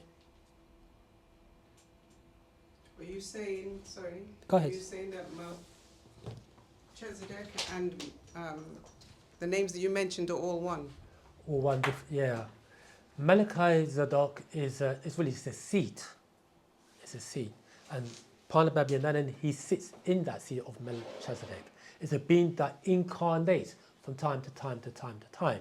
So this Malachi Zadok was during the time of Noah, during the time of Abraham, during the time of Moses, during the time of David, during the time of Jesus, and he's here with us in this day and time. In the form of Malachi York. Or Malachi Zadok York, yeah. Right, okay. Yeah, okay. Thank you. Okay, you're welcome, Samantha. Okay, so we said that Wu Noap is the key to transform information into outformation, which is matter energy and from matter energy to energy matter, and the keys, and we said that the way to do that is by way of the force of these, what we call the creative forces of will, Hu-Hi, Hika, and Sia. So we're just reading that, and what is first start of Hu-Hi? What is Hu-Hi? Hu-Hi was the utterance or tone, the vibration and pulsation of existence. And that which comes to existence within the sacred breath. Those things that manifest within creation, true growth. Who is that tone from which the creator Ptah calls things into being with Hika and Sia? The original triad of Ptah, so here he's gone back to the tones again here. So there's certain tones, when certain tones are recited, you're activating the forces of Hu-Hi or Hua. And it's got here, so it says, who is that tone from which the creator calls things into being with Hika and Sia? The original triad of Ptah, Hika and Sia. It goes on to say, who and what is Hika? Hika is an anthropomorphic personification of miracles, magic, and the manipulation of elements and chemicals of nature, which is really alchemy. Sia is a personification of perception, pattern, form. Sia is a personification of perception, shape, form, pattern, who work together in Hu-Hi with Hika and makes the world of creative things possible. So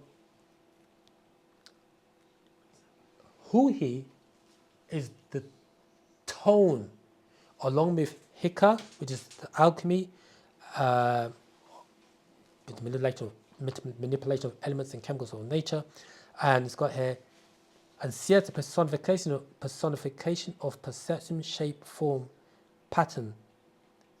So who work together in Hu-Hi. So these three things is what brings energy into matter and transforms matter into energy.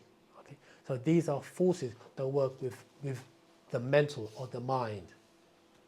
Or once you reach that state of elevation, you're utilizing these forces. Okay? These forces of Hu-Hi, you say Hu-Hi in religion, is from, in religion, this is from the word Hui, where they get the word Yahweh or Yahuwah from. So this is where it has its inception, okay?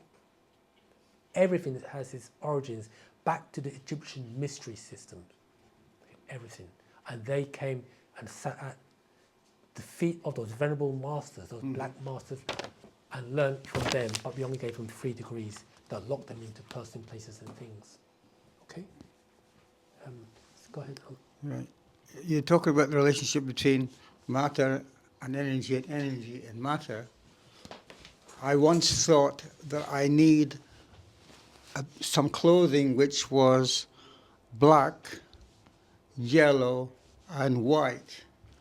I thought about it for some time, for some reason, and then I went to a shop in the West End, and I found such a sports top of those 3 colors. So I know there is what you think and what you actually receive in the physical can happen. That's a small example, very. Yeah. In quantum physics, they call that synchronicity, when you start to align with your higher self. Because people don't need to realize that people say we are spiritual beings having a physical experience. We say we are Ethereans in a physical body, or with a physical body. It's like you got a jacket on. You got a jacket on, but the jacket is just the coat or the cloak that you wear. So you are a physical being with a jacket on, not a jacket with a physical body. So we are spiritual beings or Ethereans with a skin suit on, with a jacket on. Okay, and the jacket doesn't belong to us; it belongs to Mother Earth, because the materials that it's made of, flesh, blood, bone, etc., etc., that's coming from Mother Earth. See, so we have to give that back. Say the Mother. No, I was just saying, and it can't go anywhere. Yeah, It yeah. stays here. Got from whence it came, so it just recycled, you know. And the one who actually, who made, hear this now, the one who actually made our flesh suit is you, the feminine. But whenever you're breathing, by you breathing in, as you are pregnant and you're breathing in within the air, dust particles, and as you're breathing in, that's what forms the flesh of the human. Okay, that's how it works. See, within your raham, within your womb. Okay, so there's a lot riding on you feminines. So, okay. So what I want to read now. So we talked. Do you know what we can't go through this whole scroll because this is a really powerful scroll to read in the Wapo. Yeah. Let me just continue reading. Let's go here. Nawapo, somebody put Ivan, what scroll? Oh, Irvin. We're reading from the scroll Wu Noap. This is actual facts number 6. Okay. And it's got here 3. Nawapo is all comprehension, recognizing Pa Pa'ot the all. Let's say Pa Pa'ot the all. We acknowledge Pa Pa'ot is all space, all matter, all time. Absolute, infinite in all directions. Absolute, totality, infinite, boundless, and eternal, timeless. This is Pa'ot. Okay. Finite and infinite. Nothing is outside of all. Where would you? And when we say all, we talk about existence. Nothing is outside of all, or nothing is outside of existence. Where would you put it? For all is, was, and always will be. It's got to hear existence. All is all. Everything existing, living and dead, visible and invisible, male and female, good and evil, angelic beings, flesh and spirit. Now, the description religious people give of God as being the omnipotent does not fit that requirement of being all space, all matter, and all time. Not if it's asking questions. Not if it's looking at things, oh, God created the light and saw that it was good. Or God doesn't need to do that, because God will know that, whatever He does will be perfect. It will be utopia. Let's use that term, let's use that term. It will be utopia. Whatever land whatever planet that he produces will be in a state of utopia. So with the inhabitants, the original inhabitants of the planet will keep it in that state of utopia. Does that make sense? Sure. But we know that there's always cycles. Just like on the planet Earth, we have spring. We have the 4 seasons: spring, summer, autumn, or they say fall, and we have winter. Now it's like this. Spring is death, we said this before, death into life. That's spring.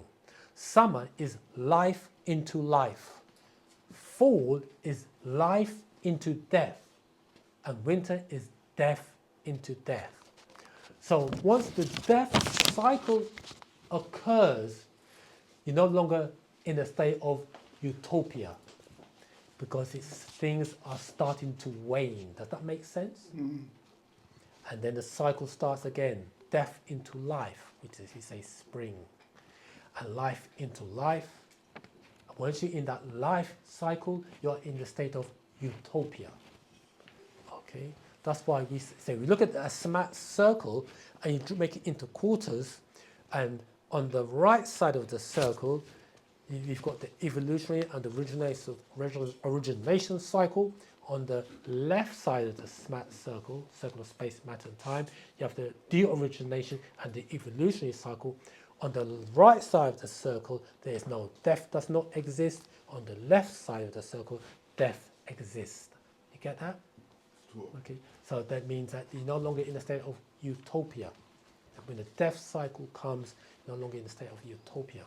So we can, but not only with the death cycle, other forces, the death forces, disturbs that state of peace or tranquility or bliss, or, as we say, use that term, utopia. But it's all part and parcel of the cycle or the nature of nature. Okay, so everything has a nature, everything happens in circles and cycles. The word we use for cycles is dawarat, cycles in our Lahaj tongue. Okay? Any more? Sorry, when you mention next time. The knowledge of the Bible was for a certain period. You said of the last 6,000 years? That's right. So therefore, I can't remember exactly what you said about God and the light and so on, Oh, yeah. but that was a level of truth for the time period of the spell, Yeah. I suppose. Would that be kind of in the right direction? Yeah, you're in the right direction. The Bible itself was written for a specific group of people, not for the whole world. It's just for the Adamite race, you Okay. see. But because other people in the world, be it Negroids or Orientals, whoever, Pakistani, whoever, picks it up, hey, they're the ones that pick it up. So if you want to go by what we wrote for someone else, hey, that's your prerogative. You know what I mean? But it was not for us. It's only, like you said, it's only for a specific period of time. The religious Bible and Quran is only for a specific group of people. And it says that in their Bible and the Quran. Mm-hmm. Yeah. Genesis chapter 1 verse 26 says, and God said, let us make man in our image and after likeness. The word is Adamites, and let them have dominion of the fish. The Bible and Quran wasn't for us. Mm-hmm. We had our own stuff. And we had our own stuff for own stuff. Own stuff, okay, for sorry. millions of years. And if the Bible and Quran was for us, there'd be no need for the master teacher to incarnate. Okay? Get the mic, sister. Thank you. So for the Adamites race, like Adam and Eve, Genesis, when Jesus came, was it for just those people at that time? No. All right. Because remember, with Jesus, he said, I came to my own, but my own received me not. Who is his own? His own was the tribe of Judah. I came to my own received me not. However, those who do receive me, I'll give them the power to become sons of Bain Elohim. I think So he came for everyone. no. It came for his own, the lost sheep of the house of Israel only, which is the tribe of Judah. At that time. At that time, yeah. Think of the right. whole planet Earth now. Yeah. I come for the lost sheep of the house of Israel Right. only. Okay. And if you go to Thank you. people say, John chapter 1. Really run to John chapter 1, it's got him. John chapter 1 verse 11 says, he came unto his own, the lost sheep of the house of Israel, which is the tribe of Judah, and his own received him not. So he came to his own, but they rejected him. But as many as received him, he's talking about his own, not everyone on the whole planet Earth, to them he gave power to become the sons of God, even to them that believed on his name. Read that again. But as many as received him, those are lost sheep of the house of Israel, to them gave he power to become the sons of God. The word there is Bain Elohim. Go ahead, So John. who's his own then? Is it Israel? Is it The tribe of Judah. tribe of Judah? Sorry. Only, not Not the the whole tribe of Judah or the whole tribe of Israel, because they say there's 12 tribes, and it came from none of them, only for the lost sheep. He said, "I come only for the lost sheep of the house of Israel only." This is lost sheep, meaning they were scattered. They lost their direction. They didn't have what we call They lost direction. They didn't know the way. Tarak. And he said, "I am the way, the truth." So he's putting them on the right road. Yeah. He said, "I am the way, Tarak, the truth, Hakak al Hakak ad, actual facts, and the life, the Twi. No man can come unto the Father but by me." His father was Malachi Zadok. In the Garden of Gethsemane, when he fell on his face and prayed, "Oh my Father, if it be possible, let this cup pass by me. Not of my will, but if thy will be done." He was talking, his father was in actuality Malachi Zadok. You see? Wasn't no spook God in Malachi Zadok. And you'll find that mentioned in Hebrews chapter 5, verse 7. So Malachi's EU has come for us now. That's right. Yeah. Era. That's right. This right knowledge, however, is like the old blood type. It's for everybody to benefit from because it's universal. So everybody and anybody can sup from the wisdom of this master teacher and it will elevate them. You see? So when Jesus says, hear this now, John chapter 1 verse 11,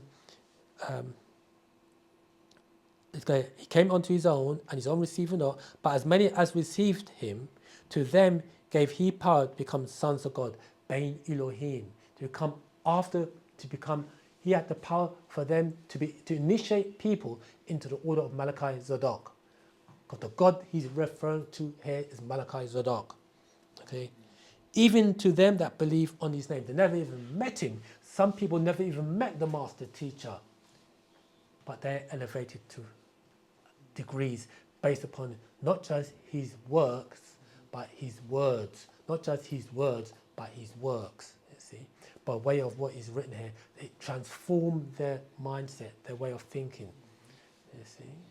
So that was for during that day and time, you see. So in this day and time, we have the master teacher with us.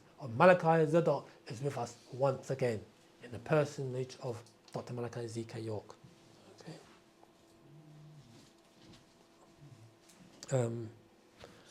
Okay. So how does the Hebrew Israelites who claim or say they are the lost tribes of Israel or something like that? Well, here it is. They can claim as much as they like because we're now in we're in the hereafter doctrine. So they can stay with that doctrine for as long as they like. But what's happening now is that the 9 ethereal forces are interpenetrating, as we said before, the atmosphere, and people's minds are waking up. Now, if people want to stay asleep, that's up to them. Because the intelligent ones amongst us cannot awaken the fools. One more time. The intelligent ones can't. Because why? Because the fools will never give you the opportunity for you to wake them up. They will never see your way. So if you're talking with somebody and you find it's hard to get to them, leave them alone. Because they will win in the end, you know. They won't even drag you down. Yeah, because no, they won't drag you down. They suck at your energy. They're what you call energy vampires. So, you know, some people are just stuck in their ways, set in their ways. Yeah. You know, if you find someone set in their ways, no matter what you say, they're not going to accept it, leave them there. Move on. Because all that happens, you can come out vexed, and they're going to come out elated, because they just suck at your energy. So that's the most fool. I wrote something down. Let's see if I could find it. I wrote something down the other day. Makes me think of those who have ears to hear. Yeah. Oh, that's like, what I say? Giving swine to fools. I'm trying to find something here. I wrote this down the other day, so I could find it. Oh, I can't find it. Anyway, something like, if you expect, as an intelligent person, if you expect a fool to acknowledge your intelligence, that's the ultimate form of stupidity. You know, let the fools stay a fool and give them the impression that they won. You know what I mean? Side with them. Yeah, you know, it's true. Yeah. You know what I mean? So, but don't waste your time. When you're propagating out there, you're talking to somebody, and you find out they're not getting it. Say, oh, okay, so Jesus, you're saying it, yeah, okay, thanks, see you soon, and move on to the next guy. That's what you have to do. Because you're breaking down Dr. Matthew, Mark, Luke, and John, white knowledge, right wisdom, understanding, they're not accepting it. Oh, I believe, I thought that, I said, you're wasting your time. Yeah, say, so you believe Matthew, Mark, Luke, and John, yeah. Well done, good for you. So have a nice day. Next, and you go and propagate to the next one. You find they're like that. Yeah, Jesus, yeah. Okay, next. You keep on looking at the next individual. You see if I can find the intelligent.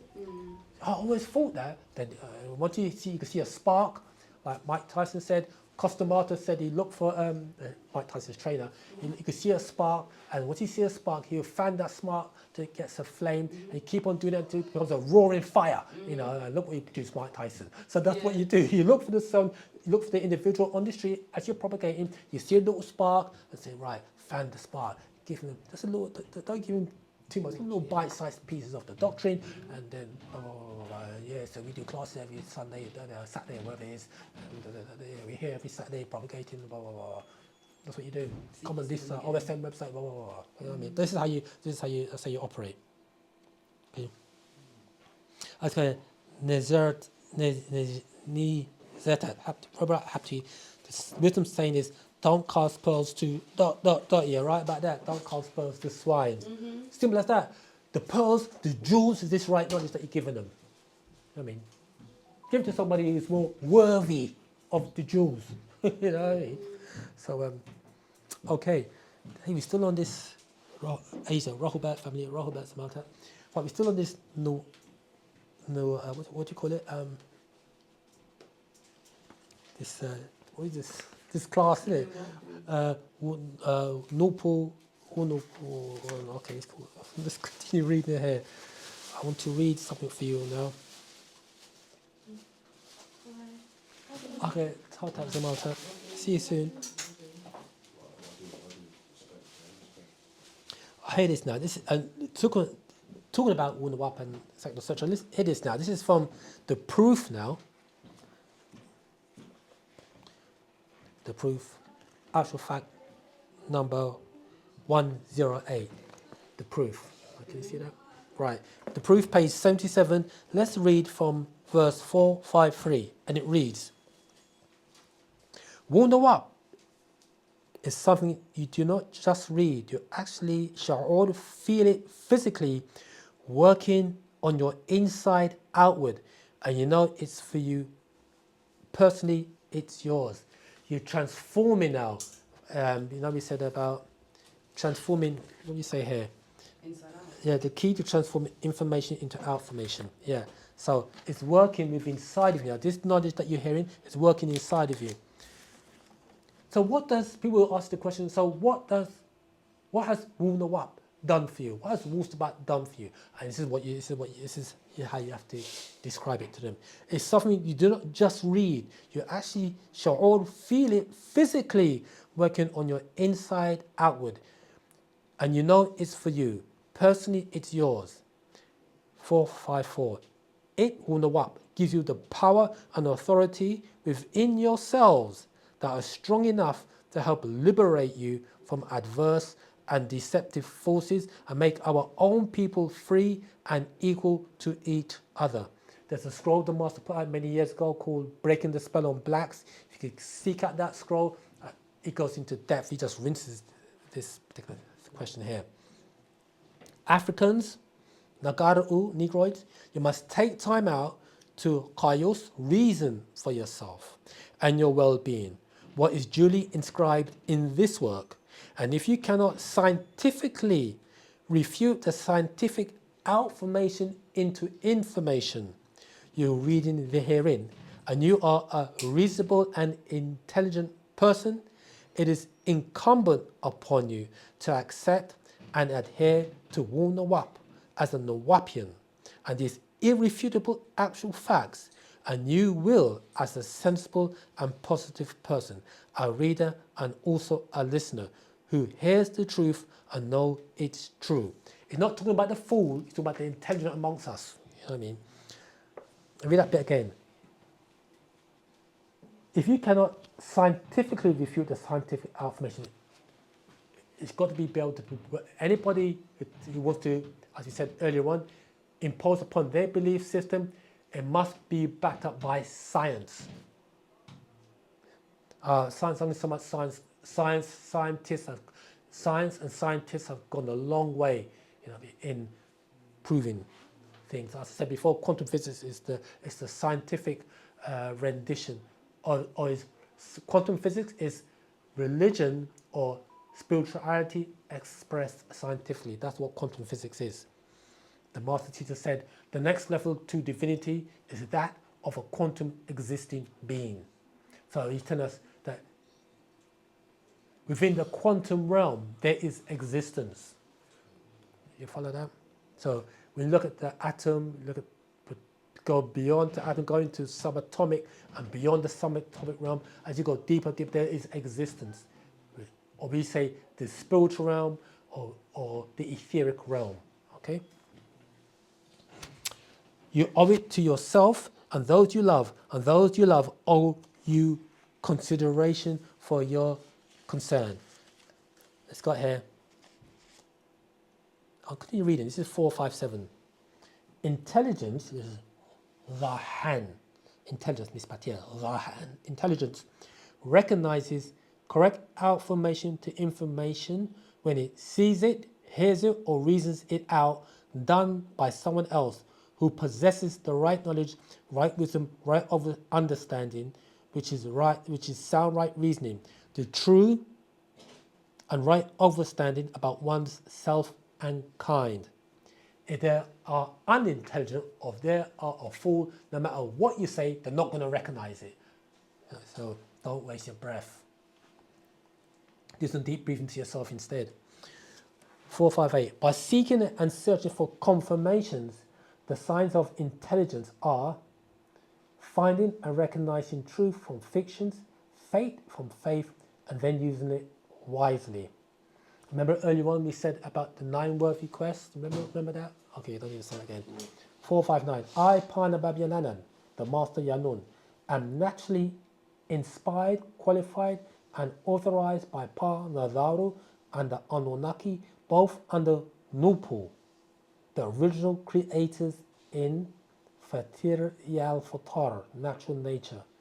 Pa Marzaku, the Riskians, to find the liberation powers and transcribe them in the many works I have done from 1962 AD and circulate them so they can do indeed what it's supposed to do, what it's supposed to do, transform you back from humanoids to deities, pure intelligence, Makwan beings with sound, Noapic, right, actual facts, reason, the way, Patarok, Noapo, our way of life, our culture, our science, Wu Noap.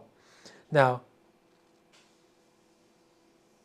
I was about to say here, so it's got here, I am naturally inspired, qualified, and authorized by Panavaru and Anunnaki, both under Nupu, because Nupu is the science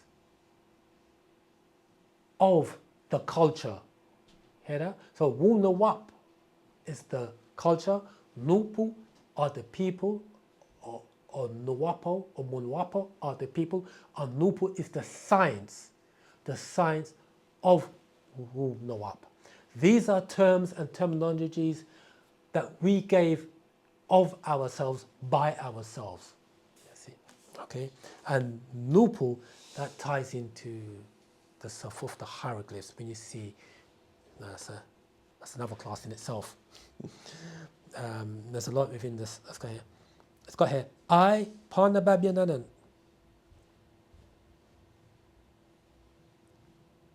Okay, continue reading this way. Reading this. 460. Morazaku Riskians. Morazaku, the Riskians, are the original creators of this one Wahoo Makwan universe, and the original persons, Bushmen, places, earth, and things provision. It is from them where you got, we say the Bushmen talk about the Sans people, and we say when you go back from the Sans people, you get the original Pata'is, or Patakidoid race, or the Patakine, or the Hydropygmies, or the Hydropata'is. Okay, so going back, it's the Riskians who what's the word here? who are our heavenly parents. The Riskians are our heavenly parents. They're the ones who constructed this planet for us, and they're the ones who made the provisions on this planet. And the providers that we know is the word Res, or the Riskians. Okay, from that place of provision, from the great galaxy Ilion. Okay, because the power sources of Wu Noap, Nupu, are the sun of the cosmos, also called the Sabatians, star children, the true Harudu, children of the sun, Mennonite children who live by our own, the Sabbatians, star children, the two children of the sun, Mennonite children who live by our own canon rules. So not in Wu-Sabat, it's not about doing anything and everything. We do have our own rules, that keeps us in line with the forces of natural nature, or as ontologists. I, Panababyananand, am, by dictates of Nupu, uses reasonability as well as evidence, examples and comparisons in natural nature and unnatural to show and prove statements and points given in Wu Noap. And I am obligated and dedicated to revealing the truth beyond any doubt that will liberate my children from adverse forces, etc., etc., etc.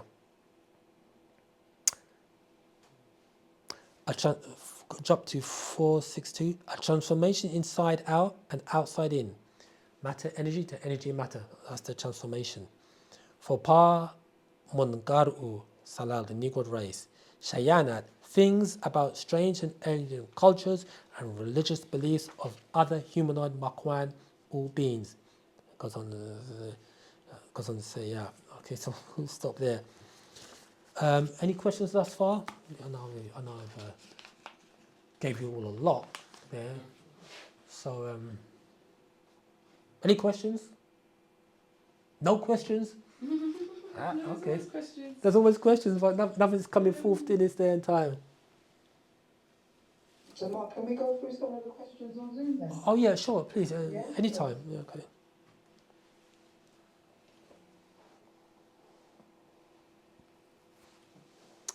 When you're ready, if you could read out first, please, Samantha. Sure. Go back a bit. Greetings, everyone. I have a question. How can we increase our vibration through prayer? What type of sound increases our frequency? Why are they blocking the sun? And that's Wu Noap. Okay. The way, in terms of prayer, the way I would advocate is a lot of it stems from the vowel signs. Really, it's only 3 vowels, A, E, O. That's how they say it in English, A, E, O. Because this is common in most languages on the planet. So the way to pronounce it would be A, E, U, A, E, U. So you would chant that, A, E, U. You breathe in through the nose, push the stomach out, A, E, you breathe in.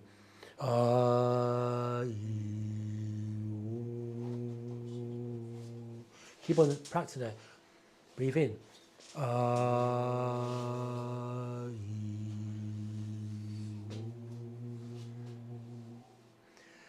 Another tone to use is the om tone.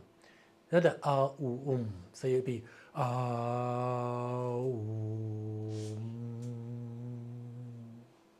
You breathe in.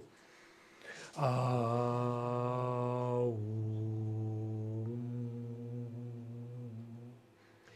E, U. A, E, U. The om tone.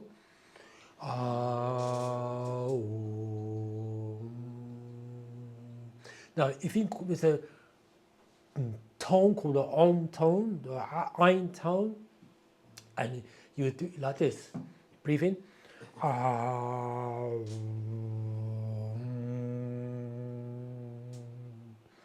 Now, if you keep on doing it for a while, you'll find the resonance, you feel like a tingling sensation out your ears.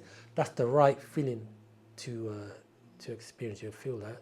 But the A, E, U and the A, U, the om tone, keep on practicing that, and that will help to regulate or recalibrate your voice box, and will start to resonate with the speech centers, or the whole body. Say the whole body in general, the whole body. Practice that. So when you're chanting in our own Lahaj chant, you hear it. Let's say Nuki Jawif Pa Shugem Pa Pau Ayu Kalala Shu Kaunja with Nia Ayu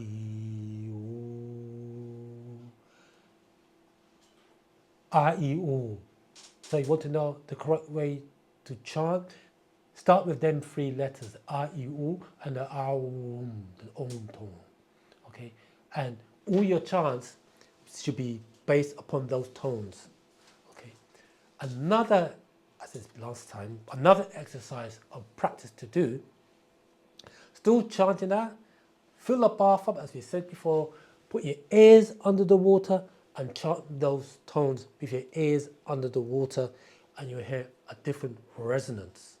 Actually, the resonance will be exponential, because water is a transceiver. It transmits and it receives tones, frequencies, and vibrations, because water is alive. Okay, and when you do that, that alone will also help recalibrate your tone. Just by putting your ears underwater, you're chanting them tones. Once you get that, you chant in any chant you do, you'll feel it. It's about feeling. You feel it, you feel the body vibrating. How often do you have to? You could do it in a glass of water. You know what I mean? As much as possible, and as much as possible. When you're walking down the street, you're driving, breathe in. A lot of it's got to do with the breathing as well. The breathing is because it warms up the brain. Go ahead, Sano. With the exercise, when you're underwater, when your ears are under the water, do you open your mouth with your mouth closed? Oh, open up, yeah. Just your ears is under the water. Or just your ears? Yeah, so you just say, yeah. And your mouth is out? Yeah, mouth okay. is out. You're drowning yourself in the bath, what do you understand? How do you say that you drowned in the bath and he says in the chant? Oh, okay. I mean, you got done for murder, innit?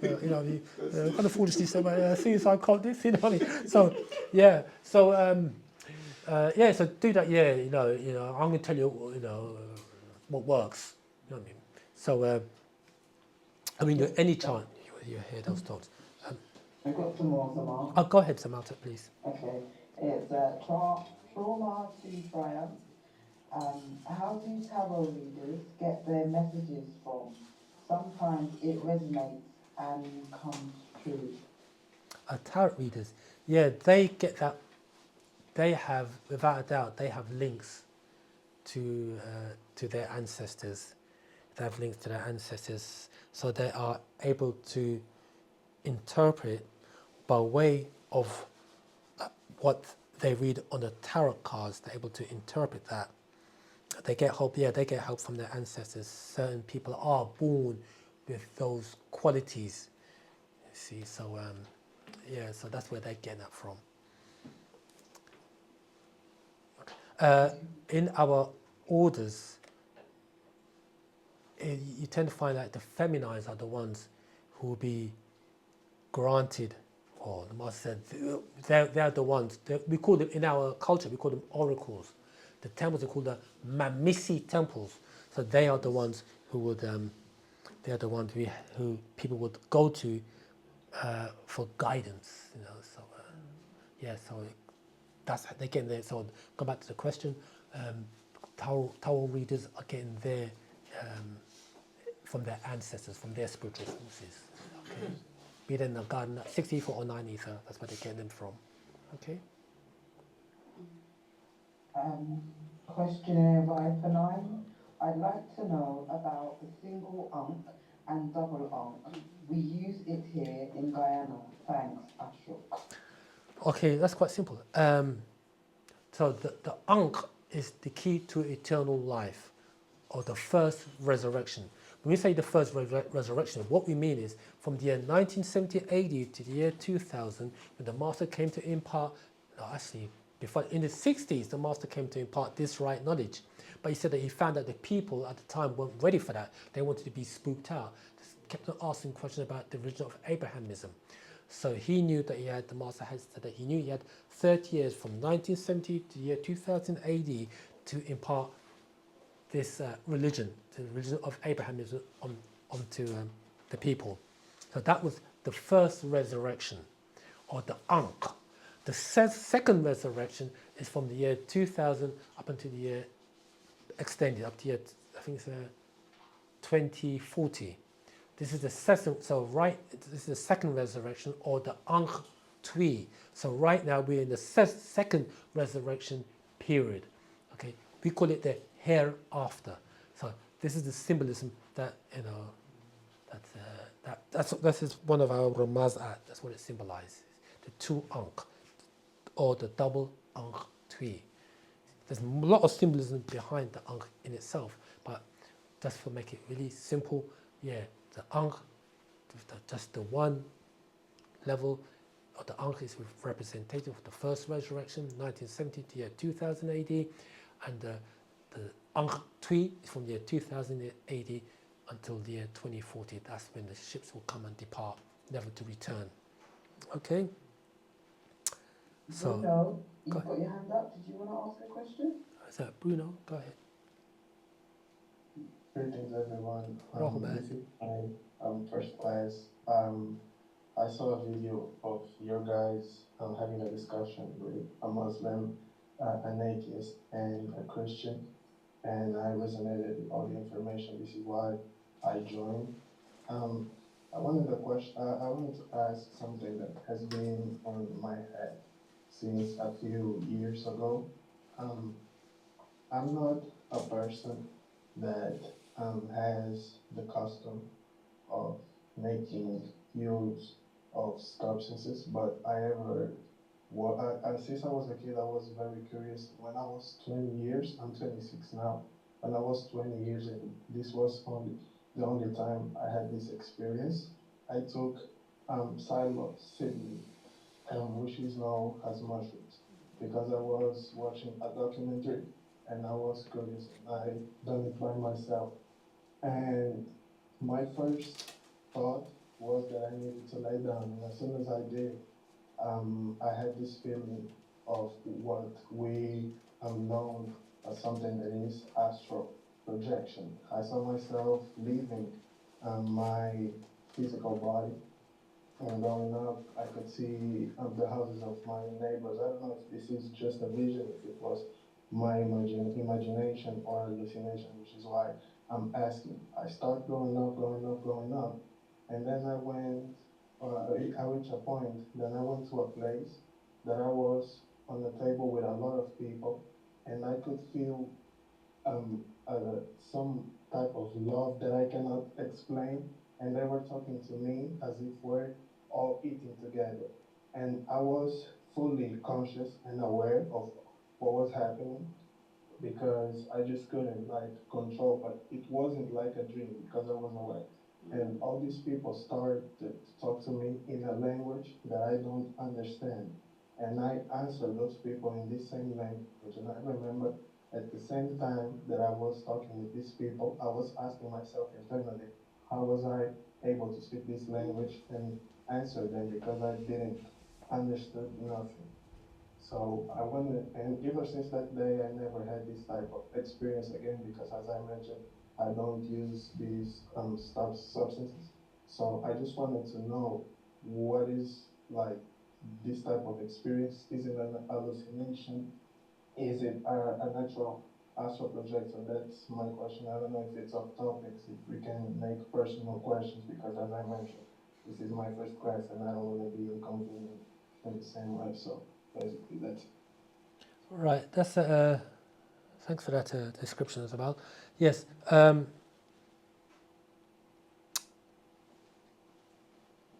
When we, do you say that you took something to make you achieve that state? Yes, it was a mushroom. A mushroom, yeah. You see, what the Master Jesus says about that is that we could take certain substances that alters our perception, and the danger of that is that there are doorways.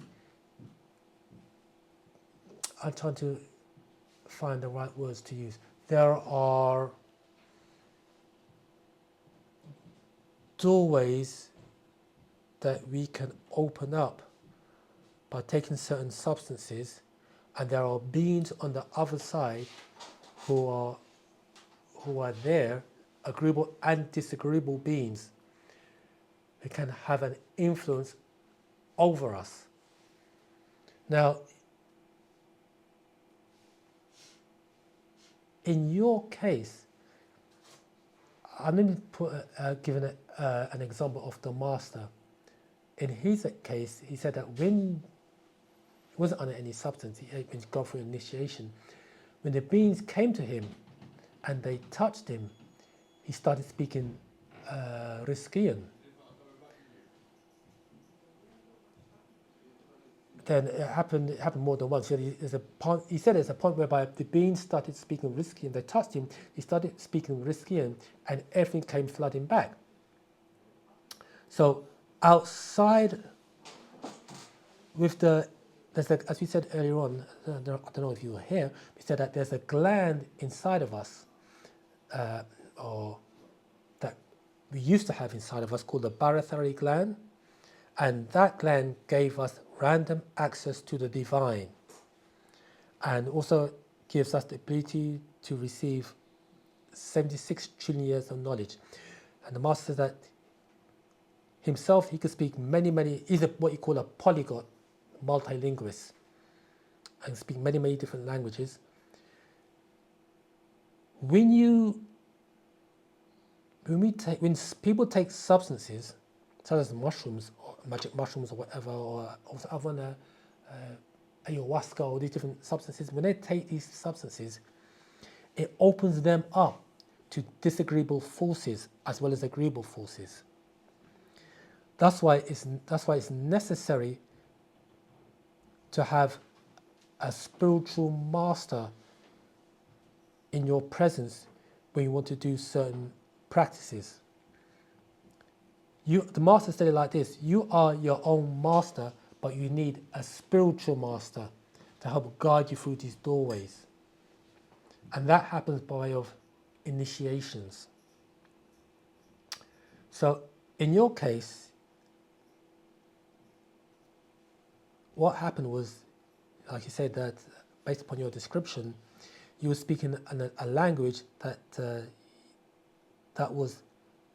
you wasn't conscious of. Let's put it like that. But and you said it only happened the once. What I do advocate is studying Wu Noap, because the master said there are doors that a person can open up and cannot be closed. But Wu Noap, study Wu Noap, come into the doctrine of Wu Noap, Wu-Sabat, and will be your means of protection. And the protection that you will receive will be by way of your ancestors or your relatives that has crossed over to the higher realms. So I hope that helps, Amal. We cannot answer every individual's specific experiences, because that's the experience that you experience, and it's something that you have to reason out for yourself, you see. So I hope that helps, Amal. Bruno, okay. Thank you. It did, and I also wanted to ask, since we are Africans, what is the way that we can go to achieve higher frequencies within our body when we are meditating? Okay, yeah. As we said, to achieve higher frequencies, is the doctrine in itself will go a long way towards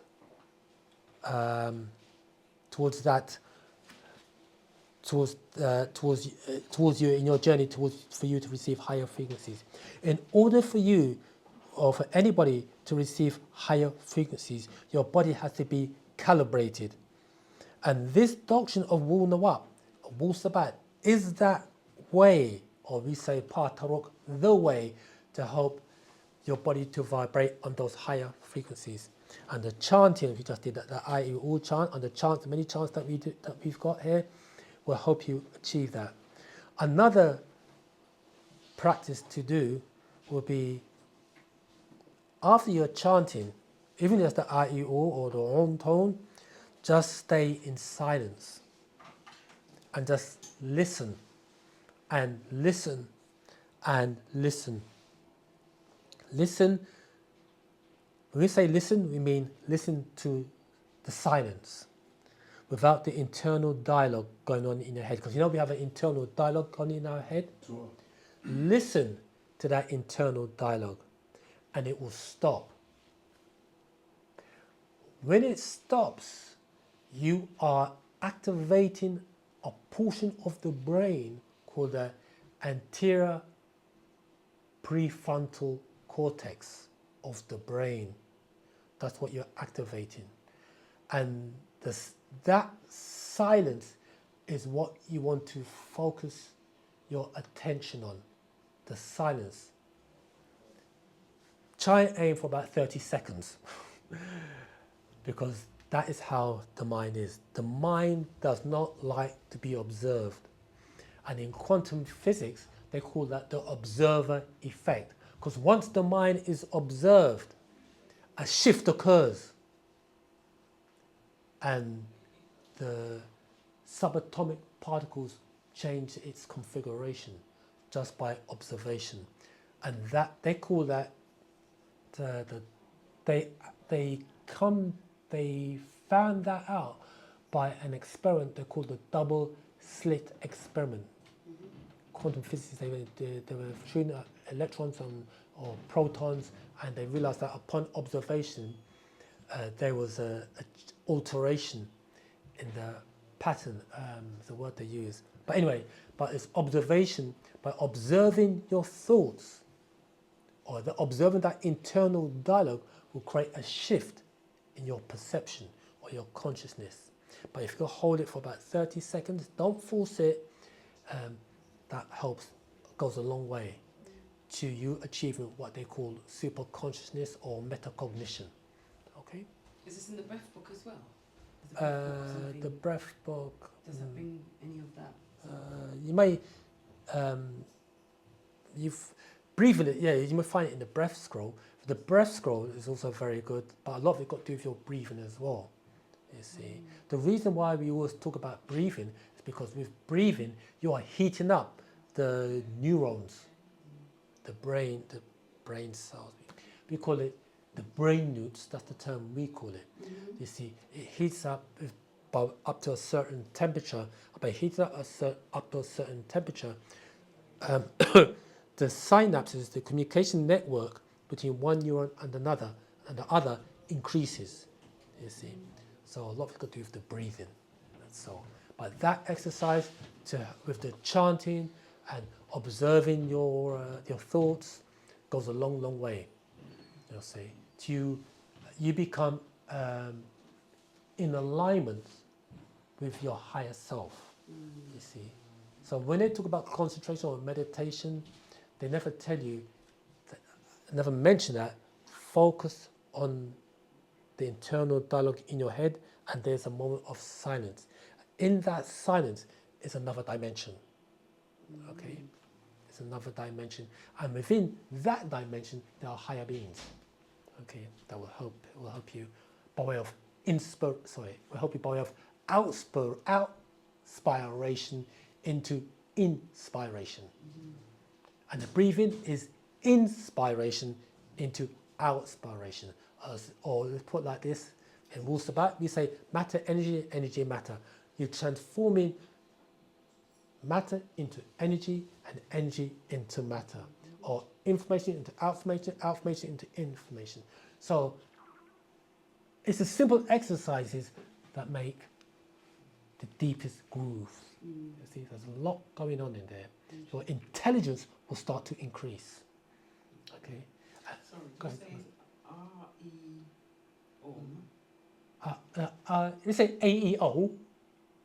A-E-O. But we pronounce it R-E-U. R-E-U. Yeah. Ooh. And then the other one was? Om. A-U-M. Or R-U. Okay. So A-E-O. Okay. A-E-O. A-E-O. Yeah. Okay. Another one is A-U-M. A-U-M. M. So it would be the A-E-O would be R-E-U, but you chant that R-E-U, and the Om would be A-U-M.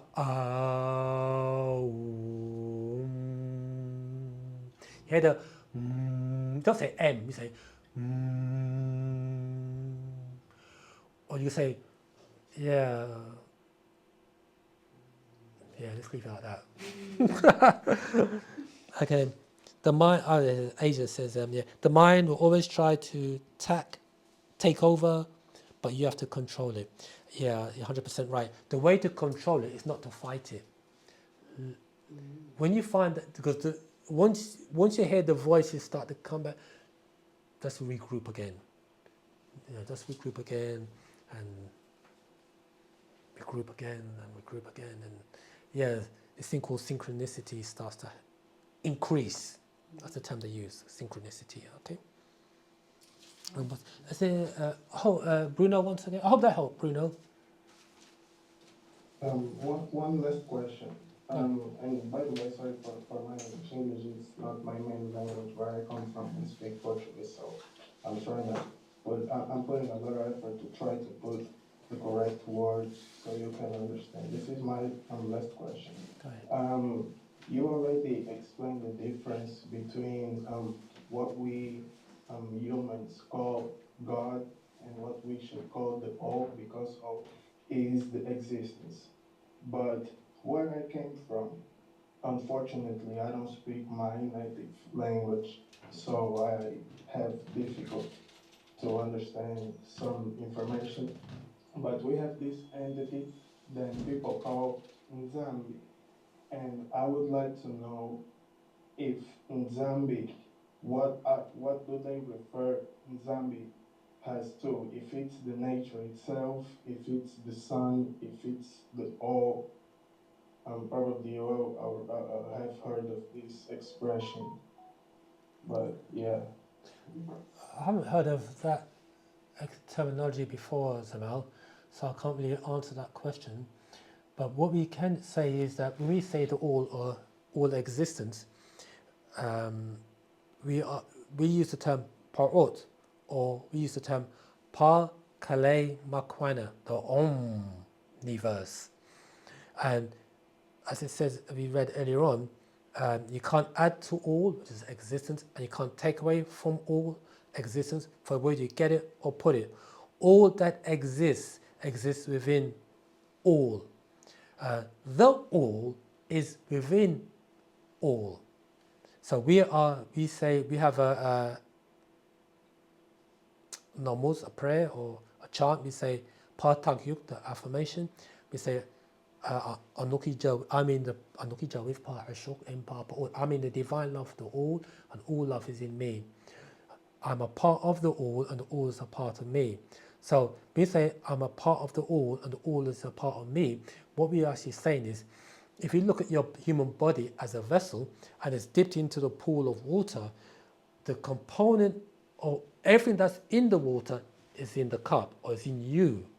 So the only difference is that you're not, so you got a cup of water. Look at the cup as the physical body, the cup's empty, dip it in the all, or that ocean of water.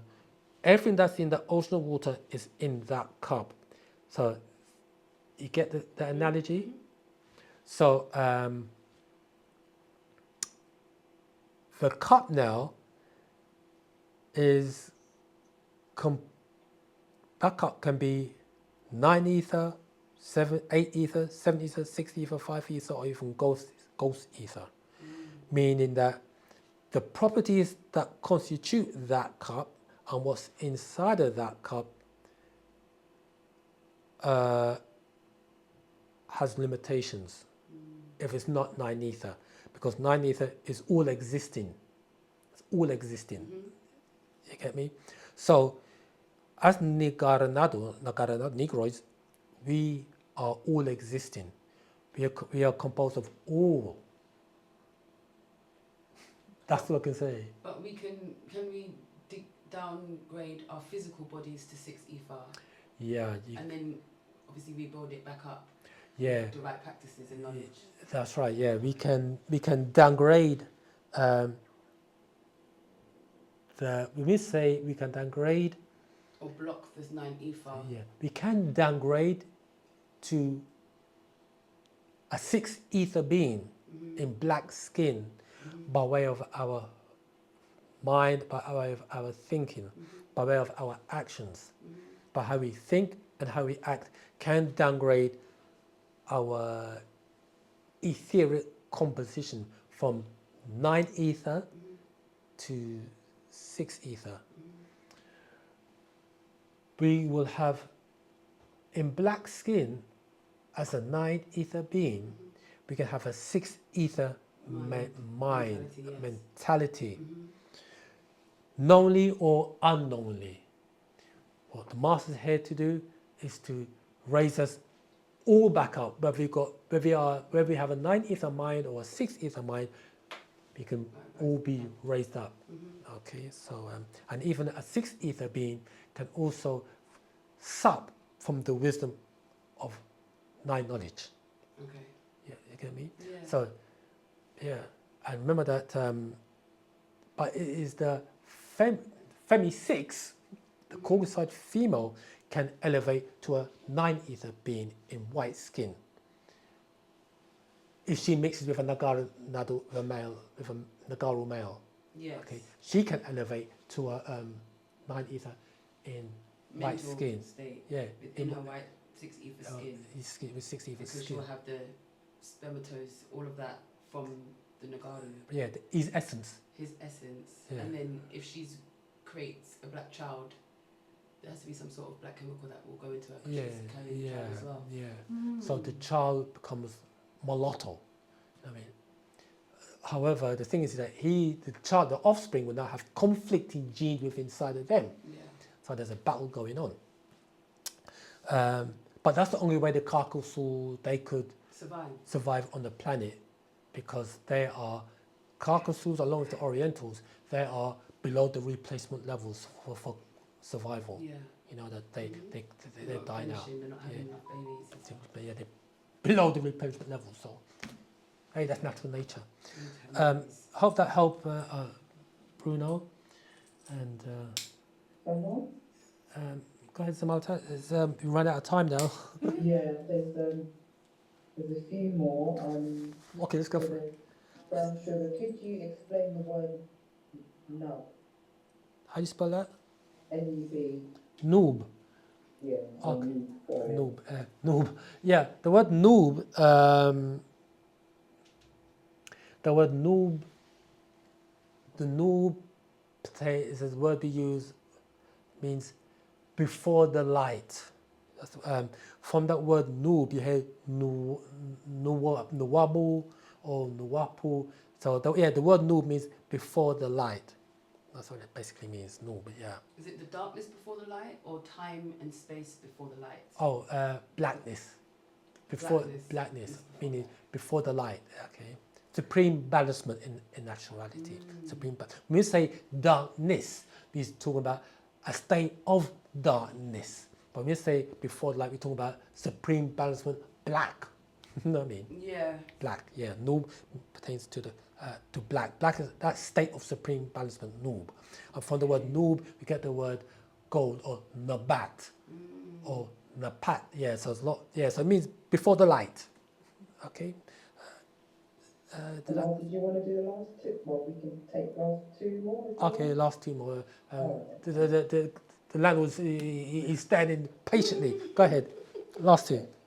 Tony says Rahubat. How can Wu-Sabat counteract their laws on sovereignty, etymology, fake, treaties, de facto, as they have created ownership on citizens by birth certificate in the West, etc.?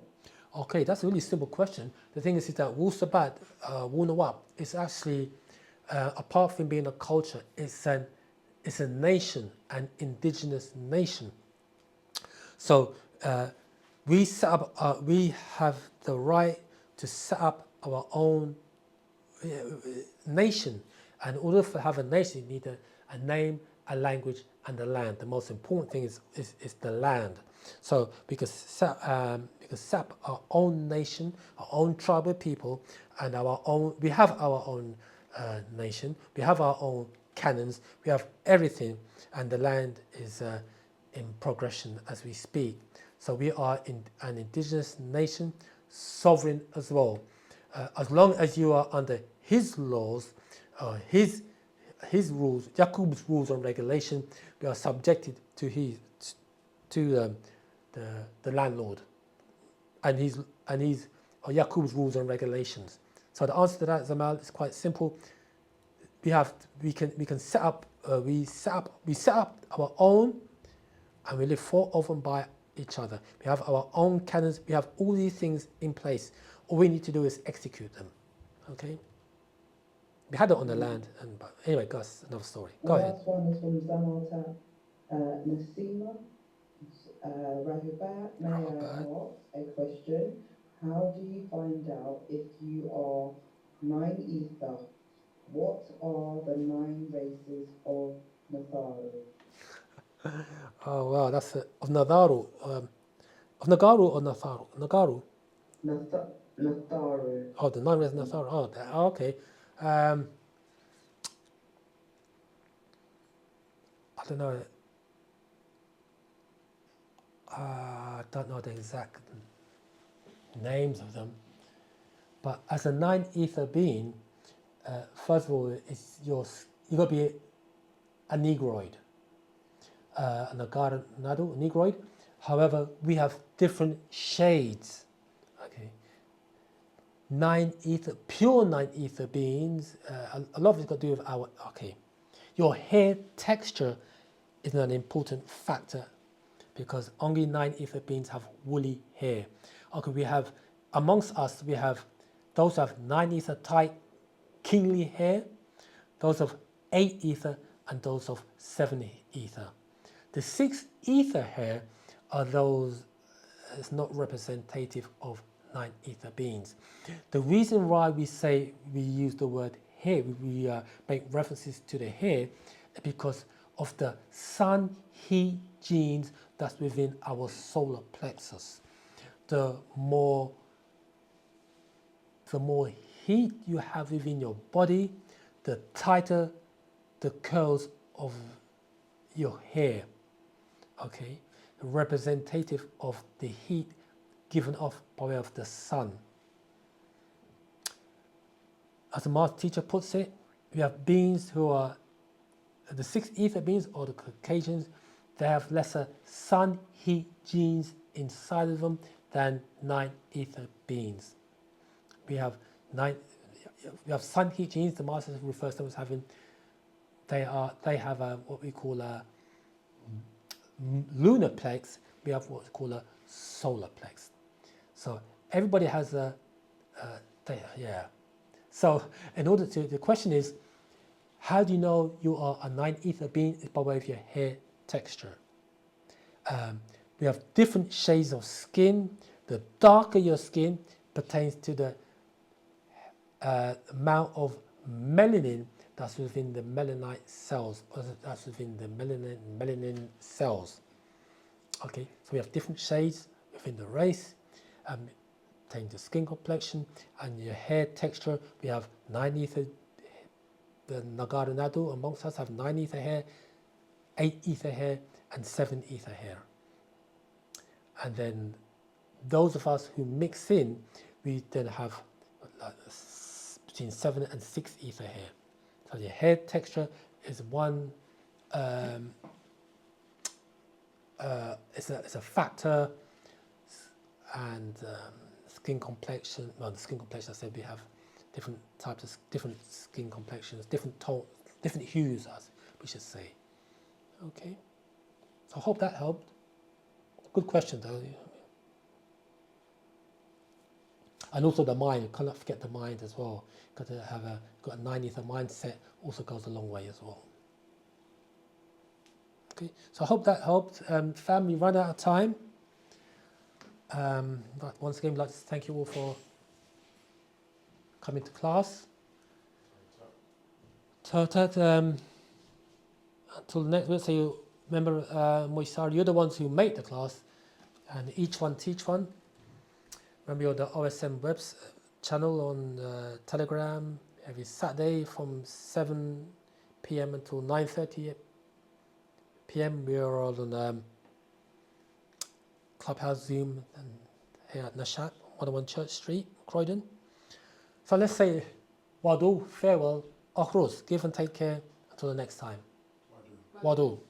Wadu, Ashok, Moisar, Ashok. Akhruz. Tawakol, Moisar.